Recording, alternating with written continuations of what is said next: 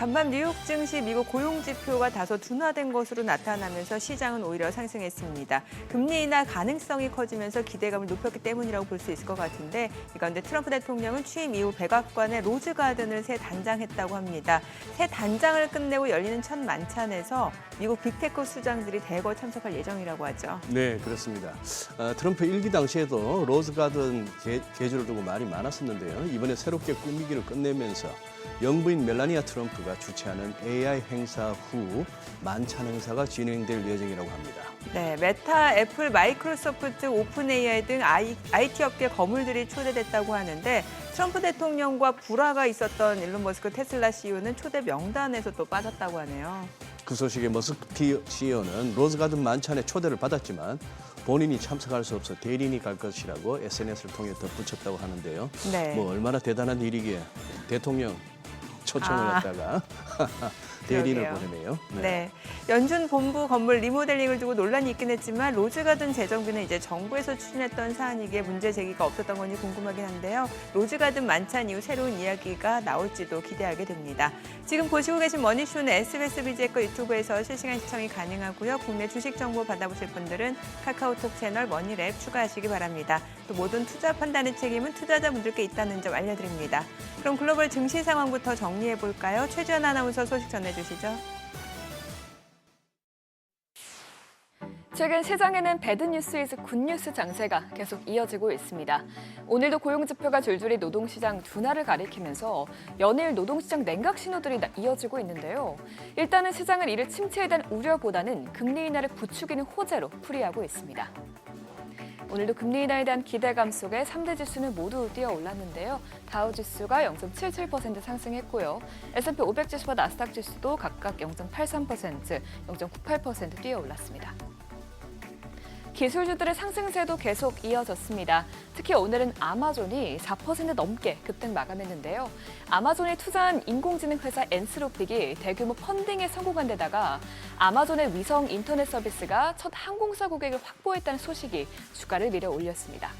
또 마이크로소프트는 팀즈 화상회의 앱 불법 끼워 팔기 의혹과 관련해서 이를 패키지에서 분리하겠다는 제안을 내놓으면서 대규모 반독점 벌금을 피할 가능성이 커지자 오늘 0.52% 상승 마감했습니다.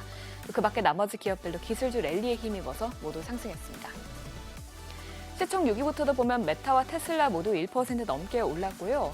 실적 발표를 앞두고 있던 브로드컴은 오늘 정규장에서 1.23% 올랐었는데 브로드컴은 장 마감 후에 호실적을 기록하면서 또다시 기술주의 모멘텀을 만들어줬습니다.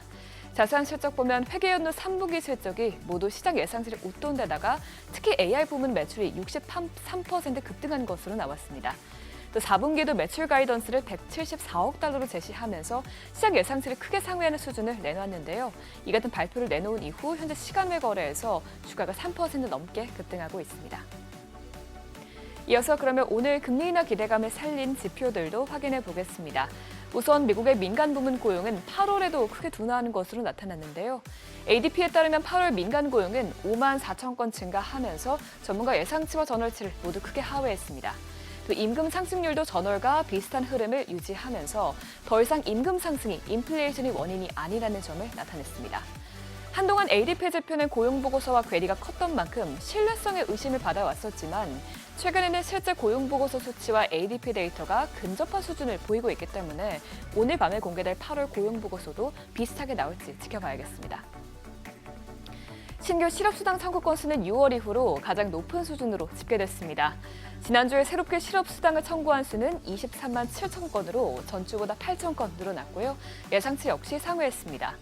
특히나 변동성이 적은 4주 이동평균도 7월 이후로 가장 높은 수준을 기록한 것을 보면 추세적으로 해고 건수가 늘어나고 있는 것으로 파악됩니다.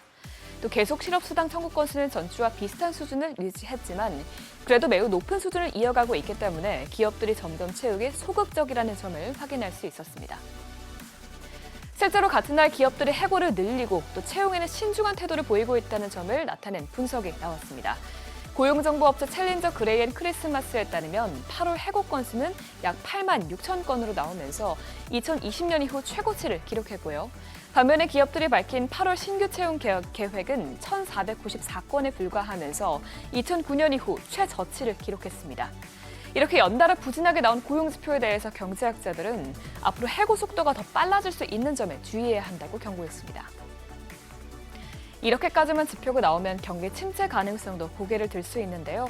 그래도 미국의 서비스업 지표는 강하게 나오면서 이 같은 우려를 다소 줄여줬습니다. ISM에 따르면 8월 서비스업 PMI는 52.0으로 나오면서 지난 2월 이후 가장 높은 수준을 기록했습니다. 세부 항목별로는 선행 지표인 신규 주문 지수가 급등세를 보였고요. 또 기업 활동 지수도 상승하면서 전체 수치를 끌어올렸습니다. 반면에 가격 지수는 여전히 높지만 그래도 전달보다는 하락하는 것으로 나왔습니다. 간밤 나온 고용 지표들도 고용 둔화를 가리키면서 금리 인하 기대감이 커지면서 채권 금리는 계속해서 약세를 이어가고 있습니다. 2년물 금리는 오늘 3.59%까지 떨어지면서 1년 만에 최저치 부근까지 내렸고요. 오늘 10년물 금리와 30년물 금리도 각각 4.2%, 4.9% 밑에서 마감됐습니다. 그동안 금리 인하 가능성으로 크게 올랐던 금에는 1%에 가까운 차익 실현 매물이 나왔습니다. 다만 월가에서는 계속해서 금의 목표가를 올려잡고 있는데요. 골드만삭스에서는 만일 연준의 독립성이 훼손되고 투자자들이 국채 대신 금을 사들이게 될 경우 금이 온스당 $5,000까지도 상승할 수 있다고 전망했습니다. 또 이런 가운데 국제유가는 지난주에 미국의 원유 재고가 큰 폭으로 늘어난 것으로 나타나고 오펙 플러스의 증산 가능성 재료가 이틀 연속으로 반영되면서 오늘 하락세를 이어갔습니다. WTI와 브렌트유는 각각 0.97%, 1.11% 내렸습니다. 굿모닝 마켓이었습니다.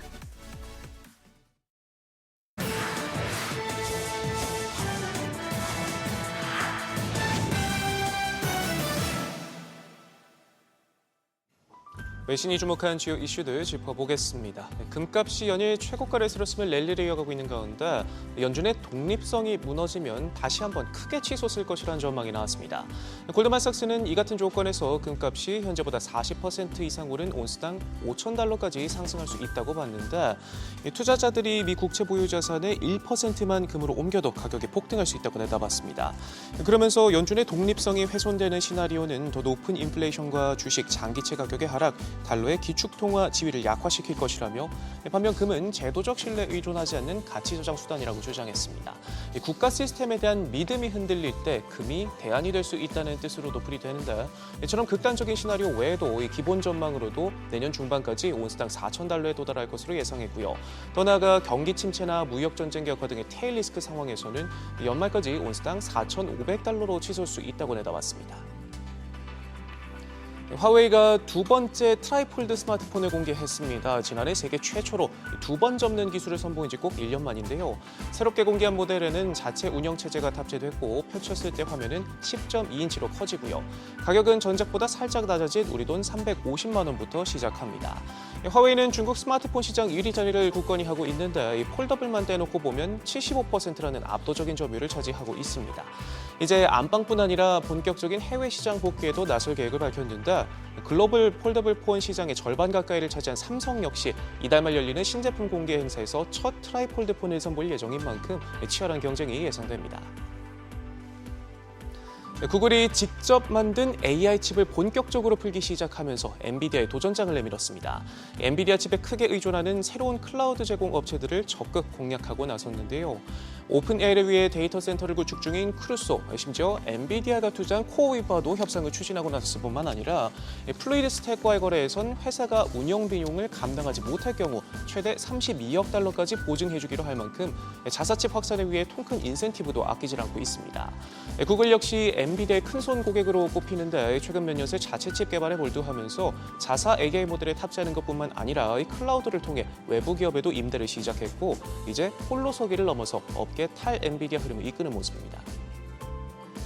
거침없이 질주하던 중국 비아디가 브레이크를 밟았습니다. 당초 올해 550만 대를 팔겠다고 내세웠던 목표치를 460만 대로 낮췄는데요. 작년 판매 실적과 비교해보면 7% 정도 많은 정도인데 이대로라면 2020년 이후 가장 저조한 판매 성장을 기록하게 됩니다. 로이터는 회사의 새 목표치가 최근 애널리스트들이 낮춰잡은 전망치보다도 더 낮다고 짚었는데요. 회사 측은 구체적인 이유를 설명하진 않았지만 안방인 중국 내수 시장 경쟁이 치열해지고 길어지는 가격 출혈 경쟁의 압박을 느낀 것으로 보입니다.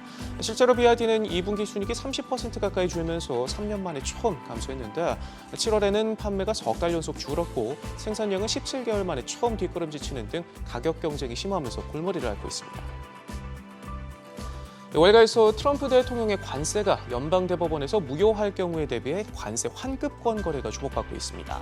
관세 환급권은 대법원이 관세가 불법이라고 판결할 경우 기업들이 미국 정부의 이민행 관세를 돌려받을 권리를 뜻하는데 뉴욕타임즈는 금융업자들이 관세 부담이 큰 기업들과 접촉해서 관세 환급을 정부에 요구할 법적 권리를 팔라고 제안하고 있다고 전했습니다.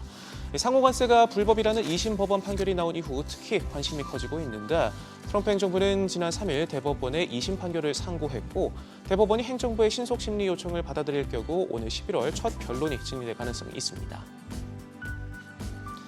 트럼프 대통령이 새롭게 단장한 백악관 로즈가든에서 열릴 첫 행사에 빅테크 거물들을 두루 초대했습니다.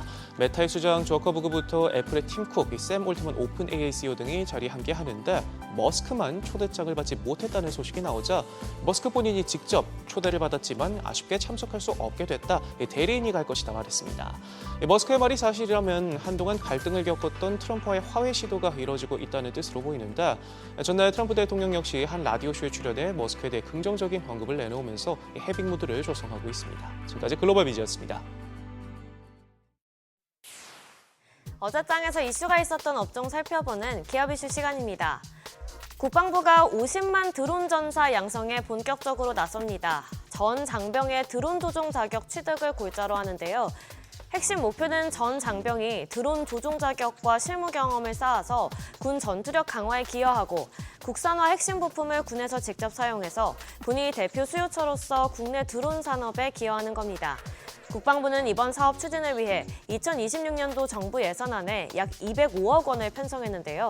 이에 따라 국방부는 핵심 부품으로 국산화된 교육 훈련용 소형 상용 드론을 대량 확보해서 군에서 다양한 실증 및 활용성을 강화한다는 방침입니다. 마감 사항 보면 베셀이 상한가 기록했고요. 에이럭스 12.3%, 네온테크 6.96%, JC현시스템과 PC디렉트 모두 5% 넘게 상승으로 마감했습니다.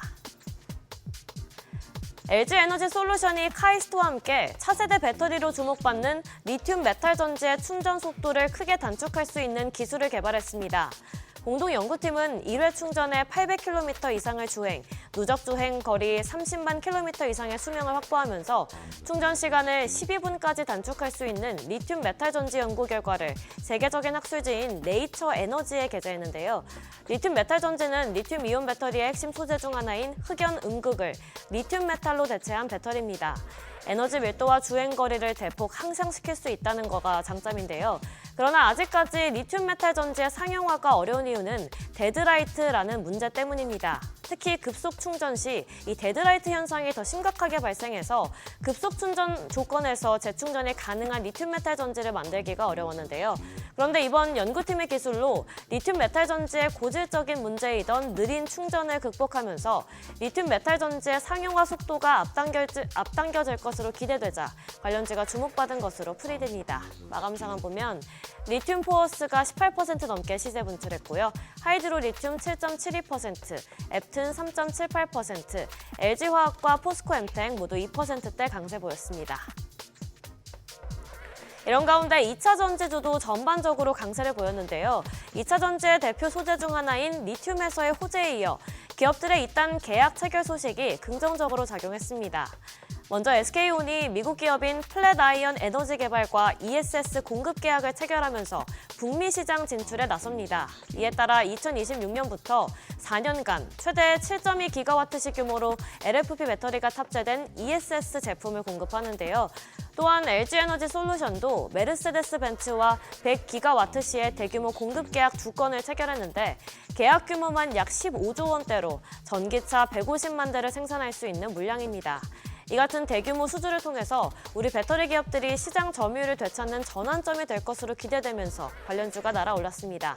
마감 상황 보면 유일에너테크가 7.53%, 나인테크는 6.84%, 대진첨단소재 5%, SK이노베이션 4.93%, 신성 ST도 4% 넘게 상승하면서 마감했습니다.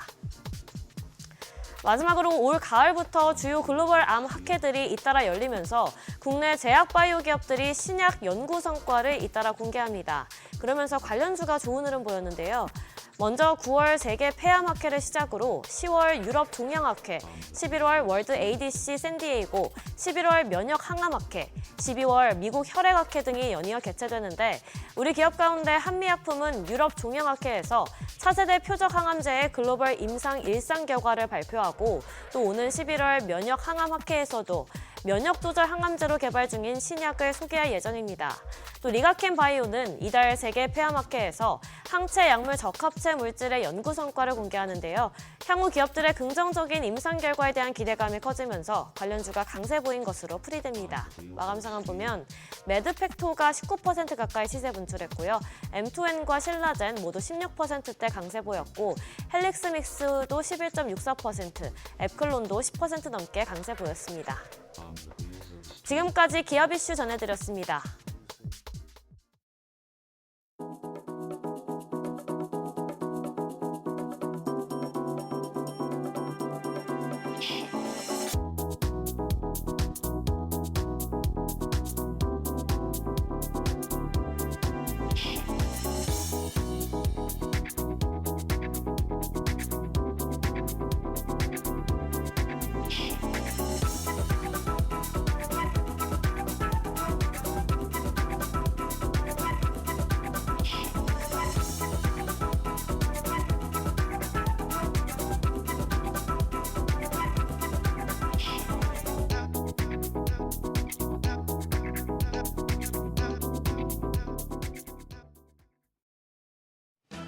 국내 증시 양대 지수가 3거래일 연속 올랐습니다. 특히 어제는 코스피 3,200, 코스닥 800선이라는 의미 있는 구간에 다시 올라섰습니다.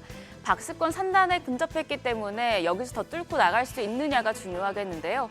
오늘 밤에 미국의 고용 보고서가 발표되기 때문에 이 부분이 시장의 변곡점이 될 수 있겠습니다. 일단 어제장 복귀하면서 오늘장 투자 포인트 체크하시죠. 코스피가 8거래일 만에 3,200을 기록했습니다. 코스닥도 6거래일 만에 800선 회복했습니다. 앞서 미국의 고용지표가 부진하게 나오면서 9월 금리 인하 기대가 높아진 점이 시장에 긍정적으로 작용했습니다. 다만 장 초반에 중국에서 주식시장 과열을 시키기 위해 투기 억제 조치를 검토하고 있다는 소식이 국내 증시 상승에 제동을 걸었었는데요. 그래도 코스피 장 막판에 다시 상승폭을 키우며 강세로 장을 마쳤습니다.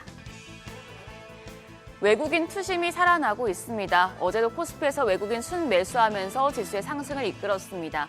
외국인 약 한 달 만에 코스피에서 3거래일 연속 매수세를 이어갔는데요. 2천억 원 넘는 매수 우위 기록했고요. 반면 기관은 200억 원 넘게 순매도했고 개인도 2,800억 원 넘는 팔자세였습니다. 코스닥 시장은 메이저 수급 주체 쌍끌이 매수세가 나타나면서 지수 상승률이 코스피보다 컸습니다. 외국인이 863억 원 순매수했고 기관도 337억 원 매수 우위 기록했습니다.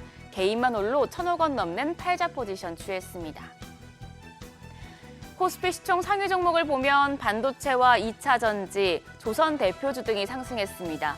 SK하이닉스와 LG에너지솔루션은 장 초반 대비해서 상승폭을 많이 줄여내면서 마감하긴 했지만 그래도 SK하이닉스 1% 넘는 강세였고요. LG에너지솔루션도 수주효과로 0.7% 오름세로 장을 마쳤습니다. 한화에어로스페이스와 KB금융 등은 약세였습니다. 코스닥 시장에선 흐름이 엇갈렸습니다. 제약 바이오 대표주에선 시총 1위 알테오젠이 코스피 이전 상장 기대감이 커진 이후에 어제까지 5거래일 연속 상승세 이어갔고요. 삼천당 제약, 금리 이대한 기대감에 비만 치료제 40자로 처방이 본격화되면서 관련주로 부각되는 모습이었습니다. 4.3% 강세였습니다. 환율은 강보합이었습니다. 정기장 마감 시간 달러 기준 1,392원 50전의 거래를 마쳤습니다. 야간 거래에서는 상승폭을 키웠는데요. 미국 서비스업 경기 지표가 호조를 보이자 달러가 강세를 보인 영향입니다. 야간 거래 환율 추이를 좀 지켜보시면 1,395원의 거래를 마쳤는데요. 지금 NDF 차트 한번 보시죠. 오늘 새벽 6시 기준 NDF에서는 달러원 1개월물 1,393원 10전까지 소폭 내렸습니다. 오늘 외환시장 상승 출발할 것으로 예상됩니다. 오늘도 증권가에서 새로 나온 보고서들을 정리했습니다. 우선 한국투자증권은 계절적인 비수기인 9월 관심 가져볼 만한 섹터를 제시했습니다. 바로 AI입니다. 이재명 정부가 강조해온 AI 3대 강국 도약 전략이 본격적으로 가시화되고 있는데요. 이에 따라서 국가 AI 전략위원회 공식 출범을 시작으로 AI 액션 플랜과 AI 사업 공모가 본격적으로 가동될 예정입니다. 한국투자증권은 이 정책적인 모멘텀에 영향을 받을 수 있는 기업군과 섹터들을 제시했습니다. 직접적으로는 클라우드 인프라를 공급받는 네이버와 카카오, NHN, 그리고 국가 AI 파운데이션 모델 개발팀에 속한 SK텔레콤, NC소프트, LG그룹주가 수혜를 받을 것이라고 전망했습니다. 더불어 AI 컴퓨팅 센터 및 산업특화 AI 공모가 본격화되면 참여 기대가 높은 삼성 SDS와 루닛, 코난테크놀로지, 솔트룩스, 사인앱 소프트 등에 관심을 가질 필요가 있다고 밝혔습니다. 길게 보자면 AI 팩토리와 로보틱스, 온 디바이스 AI 반도체 등 밸류체인까지 주목해볼 만한 의견 내놨고요. KB증권은 포스코그룹의 HMM 인수 추진에 대해서 코멘트를 남겼습니다. 포스코그룹은 산업은행이 보유한 HMM 지분 약 30%를 인수하겠다는 보도가 나왔는데요. 포스코그룹 결정사항이 없다는 입장입니다. 이에 대해서 KB증권은 일단 포스코 기대와 우려가 상존한다고 분석했습니다.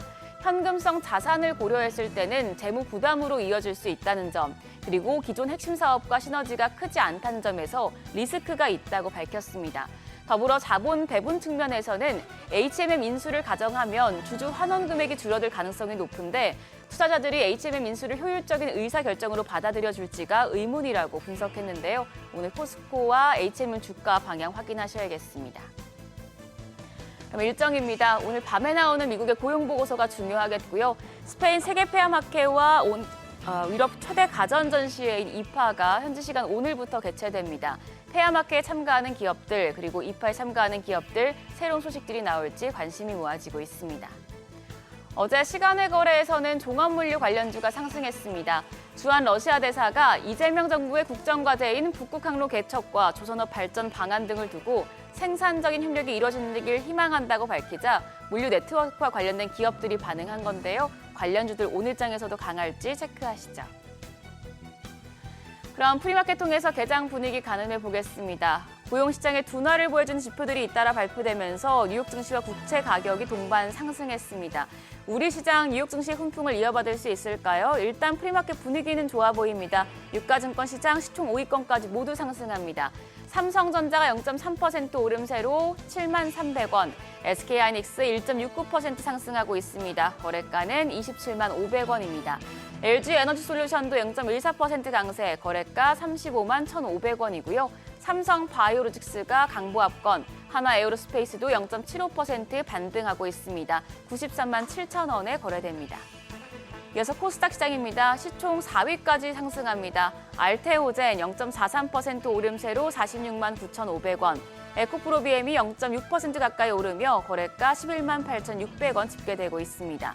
펩트론은 0.5% 가까이 상승합니다. 305,000원에 거래되고 있고요. 에코프로가 1% 오름세로 56,600원, 한편 파마리서치는 보합권입니다. 지수가 다시 박스권 상단을 향해 가고 있습니다. 외국인 수급이 오늘까지 유입될지, 그리고 이슈가 나온 해운과 물류 쪽 어떻게 출발하는지 확인하시고 대응 전략 잡으시길 바랍니다. 지금까지 어제장 오늘장이었습니다.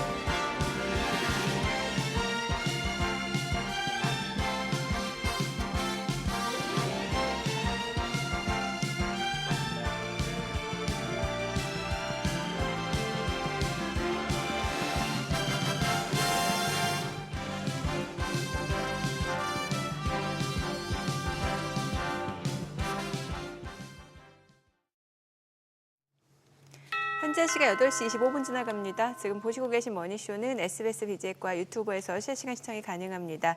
다양한 또 주식 정보 원하시는 분들은요. 카카오톡 채널에서 머니를 검색하셔서 친구 추가하시기 바랍니다. 간밤 뉴욕 증시 일단 뭐 ADP 민간 고용 나왔는데 또 오히려 8월 서비스 PMI는 좋았고 고용 시장은 약간 둔화되는 모습이고 좀 지표 자체는 엇갈렸는데 시장은 금리나 시그널을 좀 보고 싶었던 것 같아요. 네. 예, 그렇죠. 뭐 분위기가 보니까 오늘 밤에 나오는 고용 지표가 크게 나쁘지 않고 네. 적당히 나쁘면 제일 좋아하겠네요, 시장이. 그렇죠. 이제 예. 고용 지표 나쁜 거 오늘 뭐 굿모닝 마켓의 키워드로 bad is good.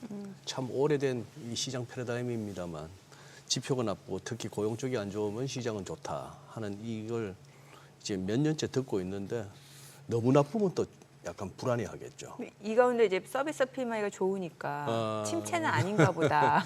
예. 예, 이런 해석이 가능할 것 같아요. 여기다가 뭐 많은 연준 인사들이 이런 얘기 저런 얘기 합니다만 어젯밤에는 또 이제 뉴욕 연방은행 총재 네. 윌리엄스가 이제 얘기를 하니까 그 양반은 늘 뭐 그거니까 투표권 있는 사람이고 또 뉴욕 연준 총재라는 또 그게 있다 보니 훨씬 좀 다가온 것 같고, 예. 그리고 확실히 그건 있네요. 우리 뭐 맞고 자란 세대입니다만 학교에서 네. 이렇게 선생님 쉽게 풀면서 어금니 꽉 물어 할 때는 맞고도 견딥니다. 지금 하도 9월에 난리 난다고. 9월 전통적으로 뭐 9월 전통적으로 약세장이다. 약세네 뭐 이런 소리들을 하도 해놓으니까 네. 안 빠지네요. 좀 내성이 생긴 거죠, 좀 어느 그런 것 정도. 같아요. 예. 예.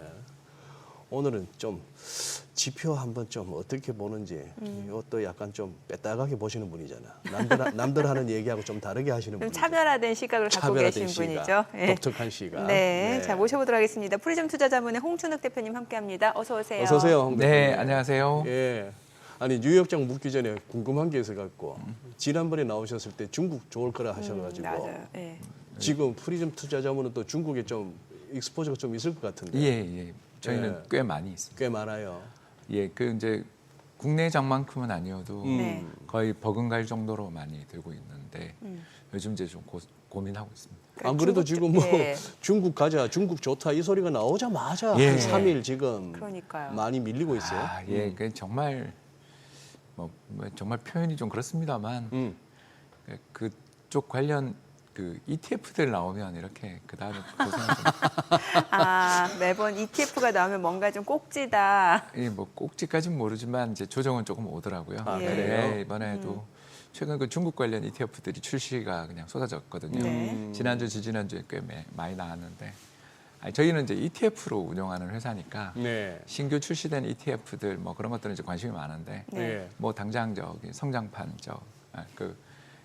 우리로 이야기하면 이제 코스닥 시장에 해당되는 뭐 그거 관련된 ETF들도 많이 나왔고 또 홍콩의 테크 관련된 ETF들도 많이 나오고 그래서 너무 좀 인기가 갑자기 그리고 중학개미 막 갑자기 네. 그 중학개미. 그 옛날 흘러간 이야기들이 갑자기 막 나오기 시작하니까 좀 저희들도 이제 계속 쳐다봤거든요. 네. 그래서 모델 좀 점검하고 그랬는데 이번 주 그러니까 이번 주 초에 언제 좀 저희들은 이제 리밸런싱이라고 합니다. 예. 네. 팔았다라는 표현은 좀 너무 약간 공격적이잖아요, 그죠? 아니면 그래서 비중 축소 그쪽? 그건 더 나쁜 것 같은데요. 리밸런싱. 예, 좋네요. 예. 예, 리밸런싱 해야 되는 거 아니냐 막 그러고 있는데 역시 모델님을 믿어야 되는데 네. 저희들이 거기서 고민해봐야 아무 소용없다라는 그래. 걸 또 느꼈습니다. 네. 제대로 턴단다. 제대로 리밸런싱 하기 전에 벌써 빠져버렸다. 예, 그러니까 거의 다 왔더라고요. 진짜 그래가지고 되게 고민을 많이 하고 언제 나가냐 막 그런 이야기도 하고 있었는데 역시 이제 그런 이야기 나올 때는 좀 신속하게 해야 되는데 저희들 매니저들은 작잖아요, 간이. 꽤 일찌감치 진입하셨잖아요. 그쵸? 예, 저희 4월, 5월 그때 이제 한국 시장 들어갈 때부터 같이 네. 들어간 그 시장이. 중국 IT 빅테크 쪽. 예, 뭐 그런 쪽도 좀 있고요. 근데 이제 뭐라고 이야기하면 다 이제 뭘 샀다가 나오니까 그냥 두루뭉실합니다. 저희. 네, 지금 다 잘 피해 가시네요. 예. 근데 일본은 여전히 들고 있고요. 예. 일본을 제일 좋아하고 있습니다. 일본 좋아하는 이유는 뭐 아시겠지만 엔이 되게 강세갈 줄 알았는데 안 갈 것 같더라고요. 그러니까 미국이 금리 인하 기대가 크니까 예. 엔이 되게 강세로 갈 거라고 또 우리가 많이 떨었지 않습니까? 그렇죠. 그랬는데 일단 일본이 참 지금 제일 좋아 보이고요. 그래서 저희도 포트폴리오에서 미국이랑 중국, 일본 이렇게가 비중이 좀 큰 편인데 네. 일단 중국은 좀 이제 참아야 될 것 같고요. 아까 방금 리밸런싱. 이야기하신 것처럼 이를 꽉 깨물어야 될 수도 있겠다는 네. 생각도 좀 들고 그렇지만 뭐 일본, 미국은 긍정적으로 보고 있습니다. 근데 타이밍이 참 절묘해요. 뭐 상하이 협력기구네 또 그리고 전성질이네 해가지고 8월 말, 9월 초에 국제적인 행사도 많고 세계 정상들도 막 모이고 했는데 이때 하필이면 빠지니까 역시. 좀 올라주면 이렇게 모양새가 날 텐데. 맞습니다. 정말 이 나라는 정부 마음이다. 이렇게 전치하면서 시장이 막 지난주까지 그렇게 뜨겁게 달아오르니까 그래요. 뒤로 딱 시장에 대해서 마음에 안 드는데 하고 시그널 주면 이게 이제 저희 같은 딴 나라 살고 있는 사람들 입장에서는 참 힘든 정말 힘든 시장이다. 한국도 힘든 시장이지만 중국만큼 힘든 시장은 세상에 어디도 없는 거죠. 지금 저 자막의 내용이 그겁니까? 그러면 중국 정부 당국 차원에서 예. 공매도를 조금 더 완화한다라는 검토라는 것도 저것도 어디도 특별한 그것도 아닌데 이제 그 우리 알잖아요. 주가 오르면 공매도 금지했던 거 다 푸는 건 기본인데 네. 근데 이제 타이밍이 너무 절묘하니까 이제 잔치 끝났군. 국제 행사 끝났군. 이제 우리 10월에 그 당 대회 있지 않습니까? 네. 그 사중전에? 예. 그때까지 이제 조용히 살자. 뭐 이런 분위기가 아니냐. 그렇게 보여집니다. 아무튼 참 시장 좋았는데 네. 너무 정말 우리 시장 좀 쉴 때 중국장 담고 있어서 참 좋았는데 역시 어렵다. 어려운 시장이다. 그리고 방심하면 안 되는 시장이다. 많이 느낍니다. 그럼 리밸런싱 차원에서 중국 쪽 말고 어느 쪽을 또 보시는 거예요? 지금 미국하고 일본 좋게 보시는 거고. 저희는 금을 제일 좋아합니다. 금. 그러니까 주식을 물으시니까 제가 그냥 상대적으로 미국이랑 일본을 좋게 본다라고 말씀드린 거고 지금은 금이죠.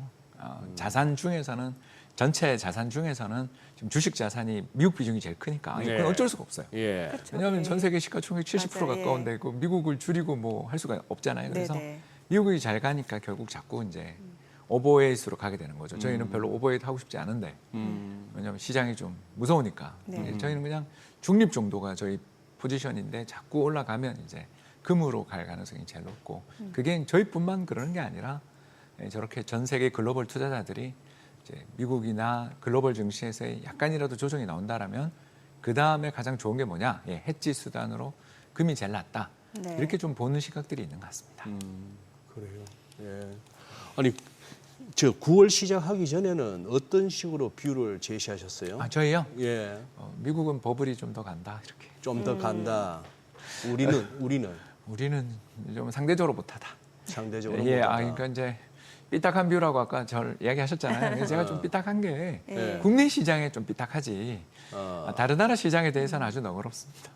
그래요. 예, 이제 국내 시장은 하도 두드겨 맞아가지고 네. 뒤통수를 하도 많이 맞아가지고 이제 좀 국내 시장은 막 좀 과열 기미가 보이면 재빨리 좀 리밸런싱을 빨리 하는 편이고요. 다른 나라 시장은 약간 그 밴드라고 하죠. 그걸 좀 넓게 가져간 쪽이라고 생각하시면 되겠습니다. 그래서 여전히 저는 미국이 제일 좋아 보인다. 그러니까 버블이지만 네. 그러니까 가장 펀더멘탈이나 밸류에이션을 보면 일본이 최고인데 예. 근데 이제 일본은 그 끝도 없는 개인 매물을 받아내야 되는 나라고 반대로 이제 미국 증시 같은 경우는 지금 어마어마한 레버리지 투자가 들어가고 있거든요. 그 차트 한번 보여주시면 감사하겠습니다. 이거 지금 같은 시기에 미국 쇼치는 게 되게 무서워요. 저는 저 그림을 한번 봐주시면 감사하겠는데 저 빨간 선이 이제 미국 나스닥 지수가 되겠고요. 예. 그리고 밑에 이제 파란 선 저게 이제 되게 중요한데 저게 이제 뭐냐면 마진 뎁이라고 해서 우리로 이야기하면 주식담보대출입니다. 네. 보통 이제 3달 정도 만기가 있다고들 하죠. 저게 딱 보시면 지금 좀 표현이 그렇습니다만 무슨 뭐 그 심장 박동할 때 오르는 것처럼 지금 끝부분이 오르면서 역사상 최대 규모를 넘어섰습니다. 그러니까 이게 좀 떨어지면 사겠다라는 대기 매수. 일 수도 있고 어떻게 보면 이미 지금 진입한 거죠. 주식 대출, 를- 주식 담보 대출로 그냥 돈이 들어와 있네. 네. 맥시로 땡기고 맥스로 있네요. 땡기고 있다 지금. 그리고 매월 지금 역사상 최고치를 경신하고 있습니다. 근데 저렇게 들어온 시기가 2021년이 저렇게 돌았던 거 보이시죠? 그리고 또 보면 2008년 직전에도 그리고 1999년에도 저렇게 이제 저 정도 레벨의 급격한 그 레버리지 투자가 역사적으로 벌어진 게 한 4번 있거든요. 네. 근데 이제 그 4번 다 그 뒤에 장이 엄청 좋아요. 근데 이제 그 뒤에 이제 엄청 장이 좋아지고 난 다음에 이제 패드가 연준이 이 칵테일 잔을 치우잖아요. 아니 장이 너무 과열되면 막 금리를 다 인하할 거라고 생각하는 사람들 앞에서 내가 언제 이래버리기잖아요. 네네. 그러면서 이제 99년도 무너뜨리고 2008년 같은 경우는 금리 인하해야 된다고 다들 외칠 때 버티다가 늦게 내렸고 2021년은 뭐 말할 필요 없이 인플레이션에 대해서 싸웠고 그런 식으로 움직였거든요. 그래서 제 이야기는 언제 끝난다 이건 제가 모르겠고 네. 근데 지금 금융시장의 참가자들은 야 연준이 금리 인하해준대. 근데 이게 주식 가격이 비싸다라는 게 다 채권 대비 비싸다는 거 아니야? 근데 채권 금리 내려가는데 그럼 주식이 고평가가 해소되는 거 아니야? 야 이거 찬스야 이렇게 지금 들어가는 돈이 굉장히 많다. 저렇게까지 올라오는 걸 보면 무섭죠. 무섭지만 어떡합니까? 저희는 이제 돈을 벌어야 되니까. 아 이거는 저거 들어오면 일단은 당장은 시장이 아무리 불안해 보여도 네. 시장에서 이게 자판을 거둘 때는 아니거든요. 예. 그 전에 징후들이 나올 테니까 이제 그런 것들이 저희는 일단 지금 9월은 무섭지만 네. 호랑이 등을 탔다. 지금 미국 장은 호랑이 등을 탔기 때문에 좀 같이 올라타 있어야 된다. 그러니까 이제 열심히 우리 머니쇼를 봐야 되는 거죠. 매일매일. 아, 호랑이 등이라는 표현이 딱 와닿네요. 너무 가파르잖아요. 예. 저러다가 갑자기 호랑이가 네. 잘못해서 실족하면 우리 같이 떨어지잖아요. 떨어질 때 근데 호랑이가 우리를 이렇게 뒤로 등으로 하면서 떨어질 거 아닙니까? 그러니까 그게 이제 시장의 모멘텀이라는 호랑이가 그렇게 무서운 거잖아요. 네네. 그래서 지금은 말대로 완전 B2에 불타기가 지금 들어오는 장인 거고. B2에 예, B2에다가 불타기까지. 물타기가 아닌 예, 불타기. 불타기. 그러니까 신고점을 넘은 주식을 더 불타기. 오늘 아까 잠깐 미국의 그 나스닥 상위 기업들 보셨지만 네네. 전부 역사상 최고치나 그 맞아요. 근처 레벨인데도 계속 오르잖아요. 예. 그리고 조정은 짧게, 상승은 길게. 이게 전형적으로 금융시장 참가자들에게 어떤 생각을 자꾸 주게 되냐면 조정시 매수 이렇게 생각해요. 맞아요. 그러니까 일시적인 조정이 오면 그건 매수 타이밍이고 더 내가 레버리지를 더 해야 돼. 이때가 기회야. 이제 이렇게 가면서 굴러가는 거죠. 그래서 지금은 먼저 우리 금융시장 참가자들 입장에서 4, 5, 6, 7, 이거 너무 많이 올랐잖아. 그리고 이제 8월에 안 그래도 고용보고서 나오고 좀 쇼크도 있고 해서 이제 쉬나 보다. 그랬는데 그걸 또 넘어서니까 금융시장 참가자들, 저 이제 레버리지 투자자들이 그거 봐라. 여기서 지금 무서워하면 안 돼. 지금은 더 시장에 조정이 나올 때가 찬스야. 팔자 고칠 기회야. 예, 이게 또 왔어. 이게 이제 지금 바이럴이 되는 거죠. 그래서 뭐 미국 보면 지표 안 보잖아요. 네네. 경제 지표 아까 지금 우리 선생님 정말 말씀 잘하셨지만 배드이즈 굿이잖아요. 이게 너무 이상하잖아요. 네. 경기가 나쁜데 왜 좋지? 근데 이제 금리를 인하해주면 모든 게 해결된다. 그렇게 지금 사람들이 다 보는 거니까 이제 저럴 때 이제 펀치볼 한번 치울 때 그 충격이 클 텐데 이제 파월 의장을 전부 다 지금은 좀 어떻게 보면 이제 뭐 금리 인하해주겠지. 저 사람이 여기서 혼자서는 목리를 못 부릴 거야. 다 이렇게 지금 보는 거잖아요. 네. 그런 식으로 사람들이 전부 다 한 방향으로 다 베팅하고 있는 그런 중이고 저 역시 그렇게 베팅하니까 저도 뭐 금리 인하할 거라고 믿거든요. 믿지만 제 이코노미스트의 양심을 걸고 이야기하면 저건 안 하는 게 좋을 텐데 역사상 최고치에서 무슨 금리 인하야. 그렇잖아요. 주가가 역사상 최고치의 금리 인하를 왜 합니까? 그건 하면 안 되는 거잖아요. 그러나 압박 속에 안 할 때 시장이 너무 큰 충격을 받을까 봐 어쩔 수 없이 지금 금리 인하로 가는 그런 분위기라는 거죠. 그러니 일단 9월장은 미래는 모르고 9월장은 좋아 보인다. 이렇게 볼 수밖에 없는 거죠. 왜 예전에 소장님이 한참 전에 그런 말씀하셨잖아요. 그래도 뭐요? 미국 증시 투자는 좀 마음이 편한 게 떨어지면 다시 올라갈 거라는 그런 기대가 있고 국내 네. 증시는 떨어지면 떨어지는 대로 불안하다고 예. 그런 얘기를 한참 전에 하셨는데 예. 좀 결과적으로는 상황이 그렇게 가고 있긴 해요, 확실히. 예. 그렇긴 한데 네.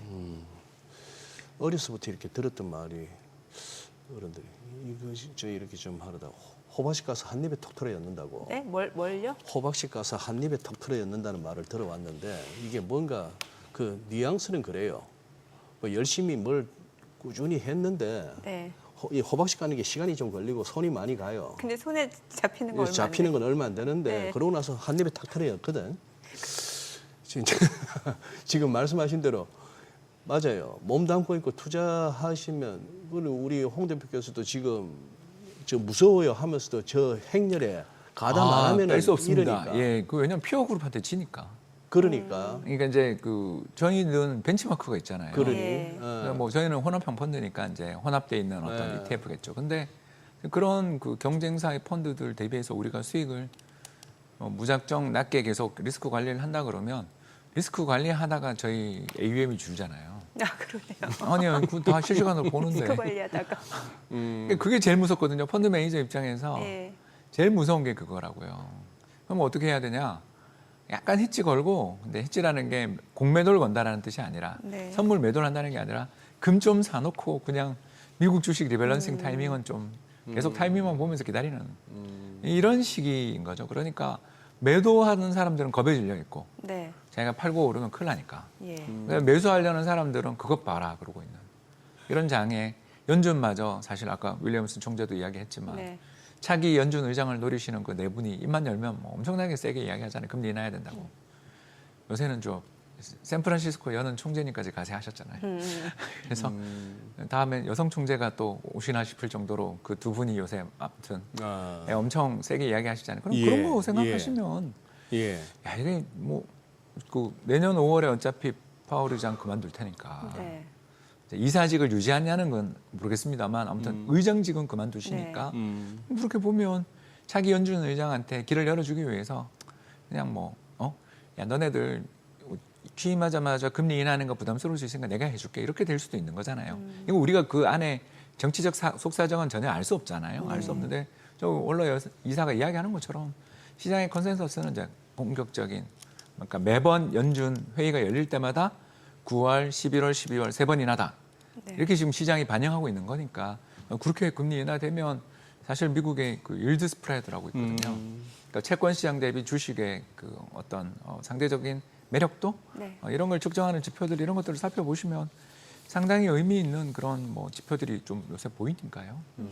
아무튼 뭐 제 이야기는 불안하다. 그리고 경기도 나빠진 거 알고 있다. 그러나 일단 금리 인하를 보고 유동성 랠리가 가는 거를 우리가 모른 채 하고 저긴 버블이야라고 외치기에는 많은 용기가 필요한 장이고 그래요. 일단 좀 미국 장이 요새 이제 앞으로는 표현이 좀 그렇습니다만 변동성이 확대될 수 있으니까 조심해야 되는. 그러나 일단은 들고 조심해야 되는 장이고. 들고 조심해야 된다. 그러니까 왜냐하면 조정에 우리 아까 저 이진우 소장님 말씀하셨지만 그래도 미국 장은 8개를 주는 장이니까. 8개를 해준다. 예, 그러니까 그렇게 하면 봐야 되는 거 아닌가. 그런데 이게 거의 저는 2020년 그때 2020년 코로나 왔을 때 네. 우리가 3월에 저점 찍고 엄청난 랠리가 왔잖아요. 그렇죠. 한 1년 반. 그때 저는 기억에 생생한 게 시장에 그 시체 냄새가 진동을 했습니다. 곰들의 시체. 인버스 내지는 뭐 하방 쪽으로 계속 이건 아니야, 이건 아니야. 지금 경제가 이렇게 됐는데 그렇죠. 경기가 엉망인데 이렇게 했다가 전부 막 그 쇼커버링, 쇼스퀴즈에 당하고 저도. 저도 곰이잖아요. 아유, 저도 큰 곰인데. 큰 곰인데 네, 아기 곰은 아니고요. 엄마 곰 정도 되는 사이즈가 되고요. 네. 근데 저도 그때 정말 기억나는 게 2,600에서 2,800 넘을 때 야, 다 왔다. 왜냐면 역사적 고점이니까. 그러고 팔고 그 뒤로 500포인트 오르는 걸 손빨면서 기다렸던 기억이. 근데 정말 힘들었습니다. 금년에도 마찬가지예요. 그런 것 같아요. 네. 월가에도 보니까 피철철이요. 피철철. 그것도 기관들 큰 손들이. 왜냐하면 상호 관세를 부과하고 경기에 안 좋아지는 거 다 보이는데 그러니까 주가는 역사상 최고치니까 당연히 피가 낭자하죠. 예. 그래서 그때 배운 교훈 때문에 네.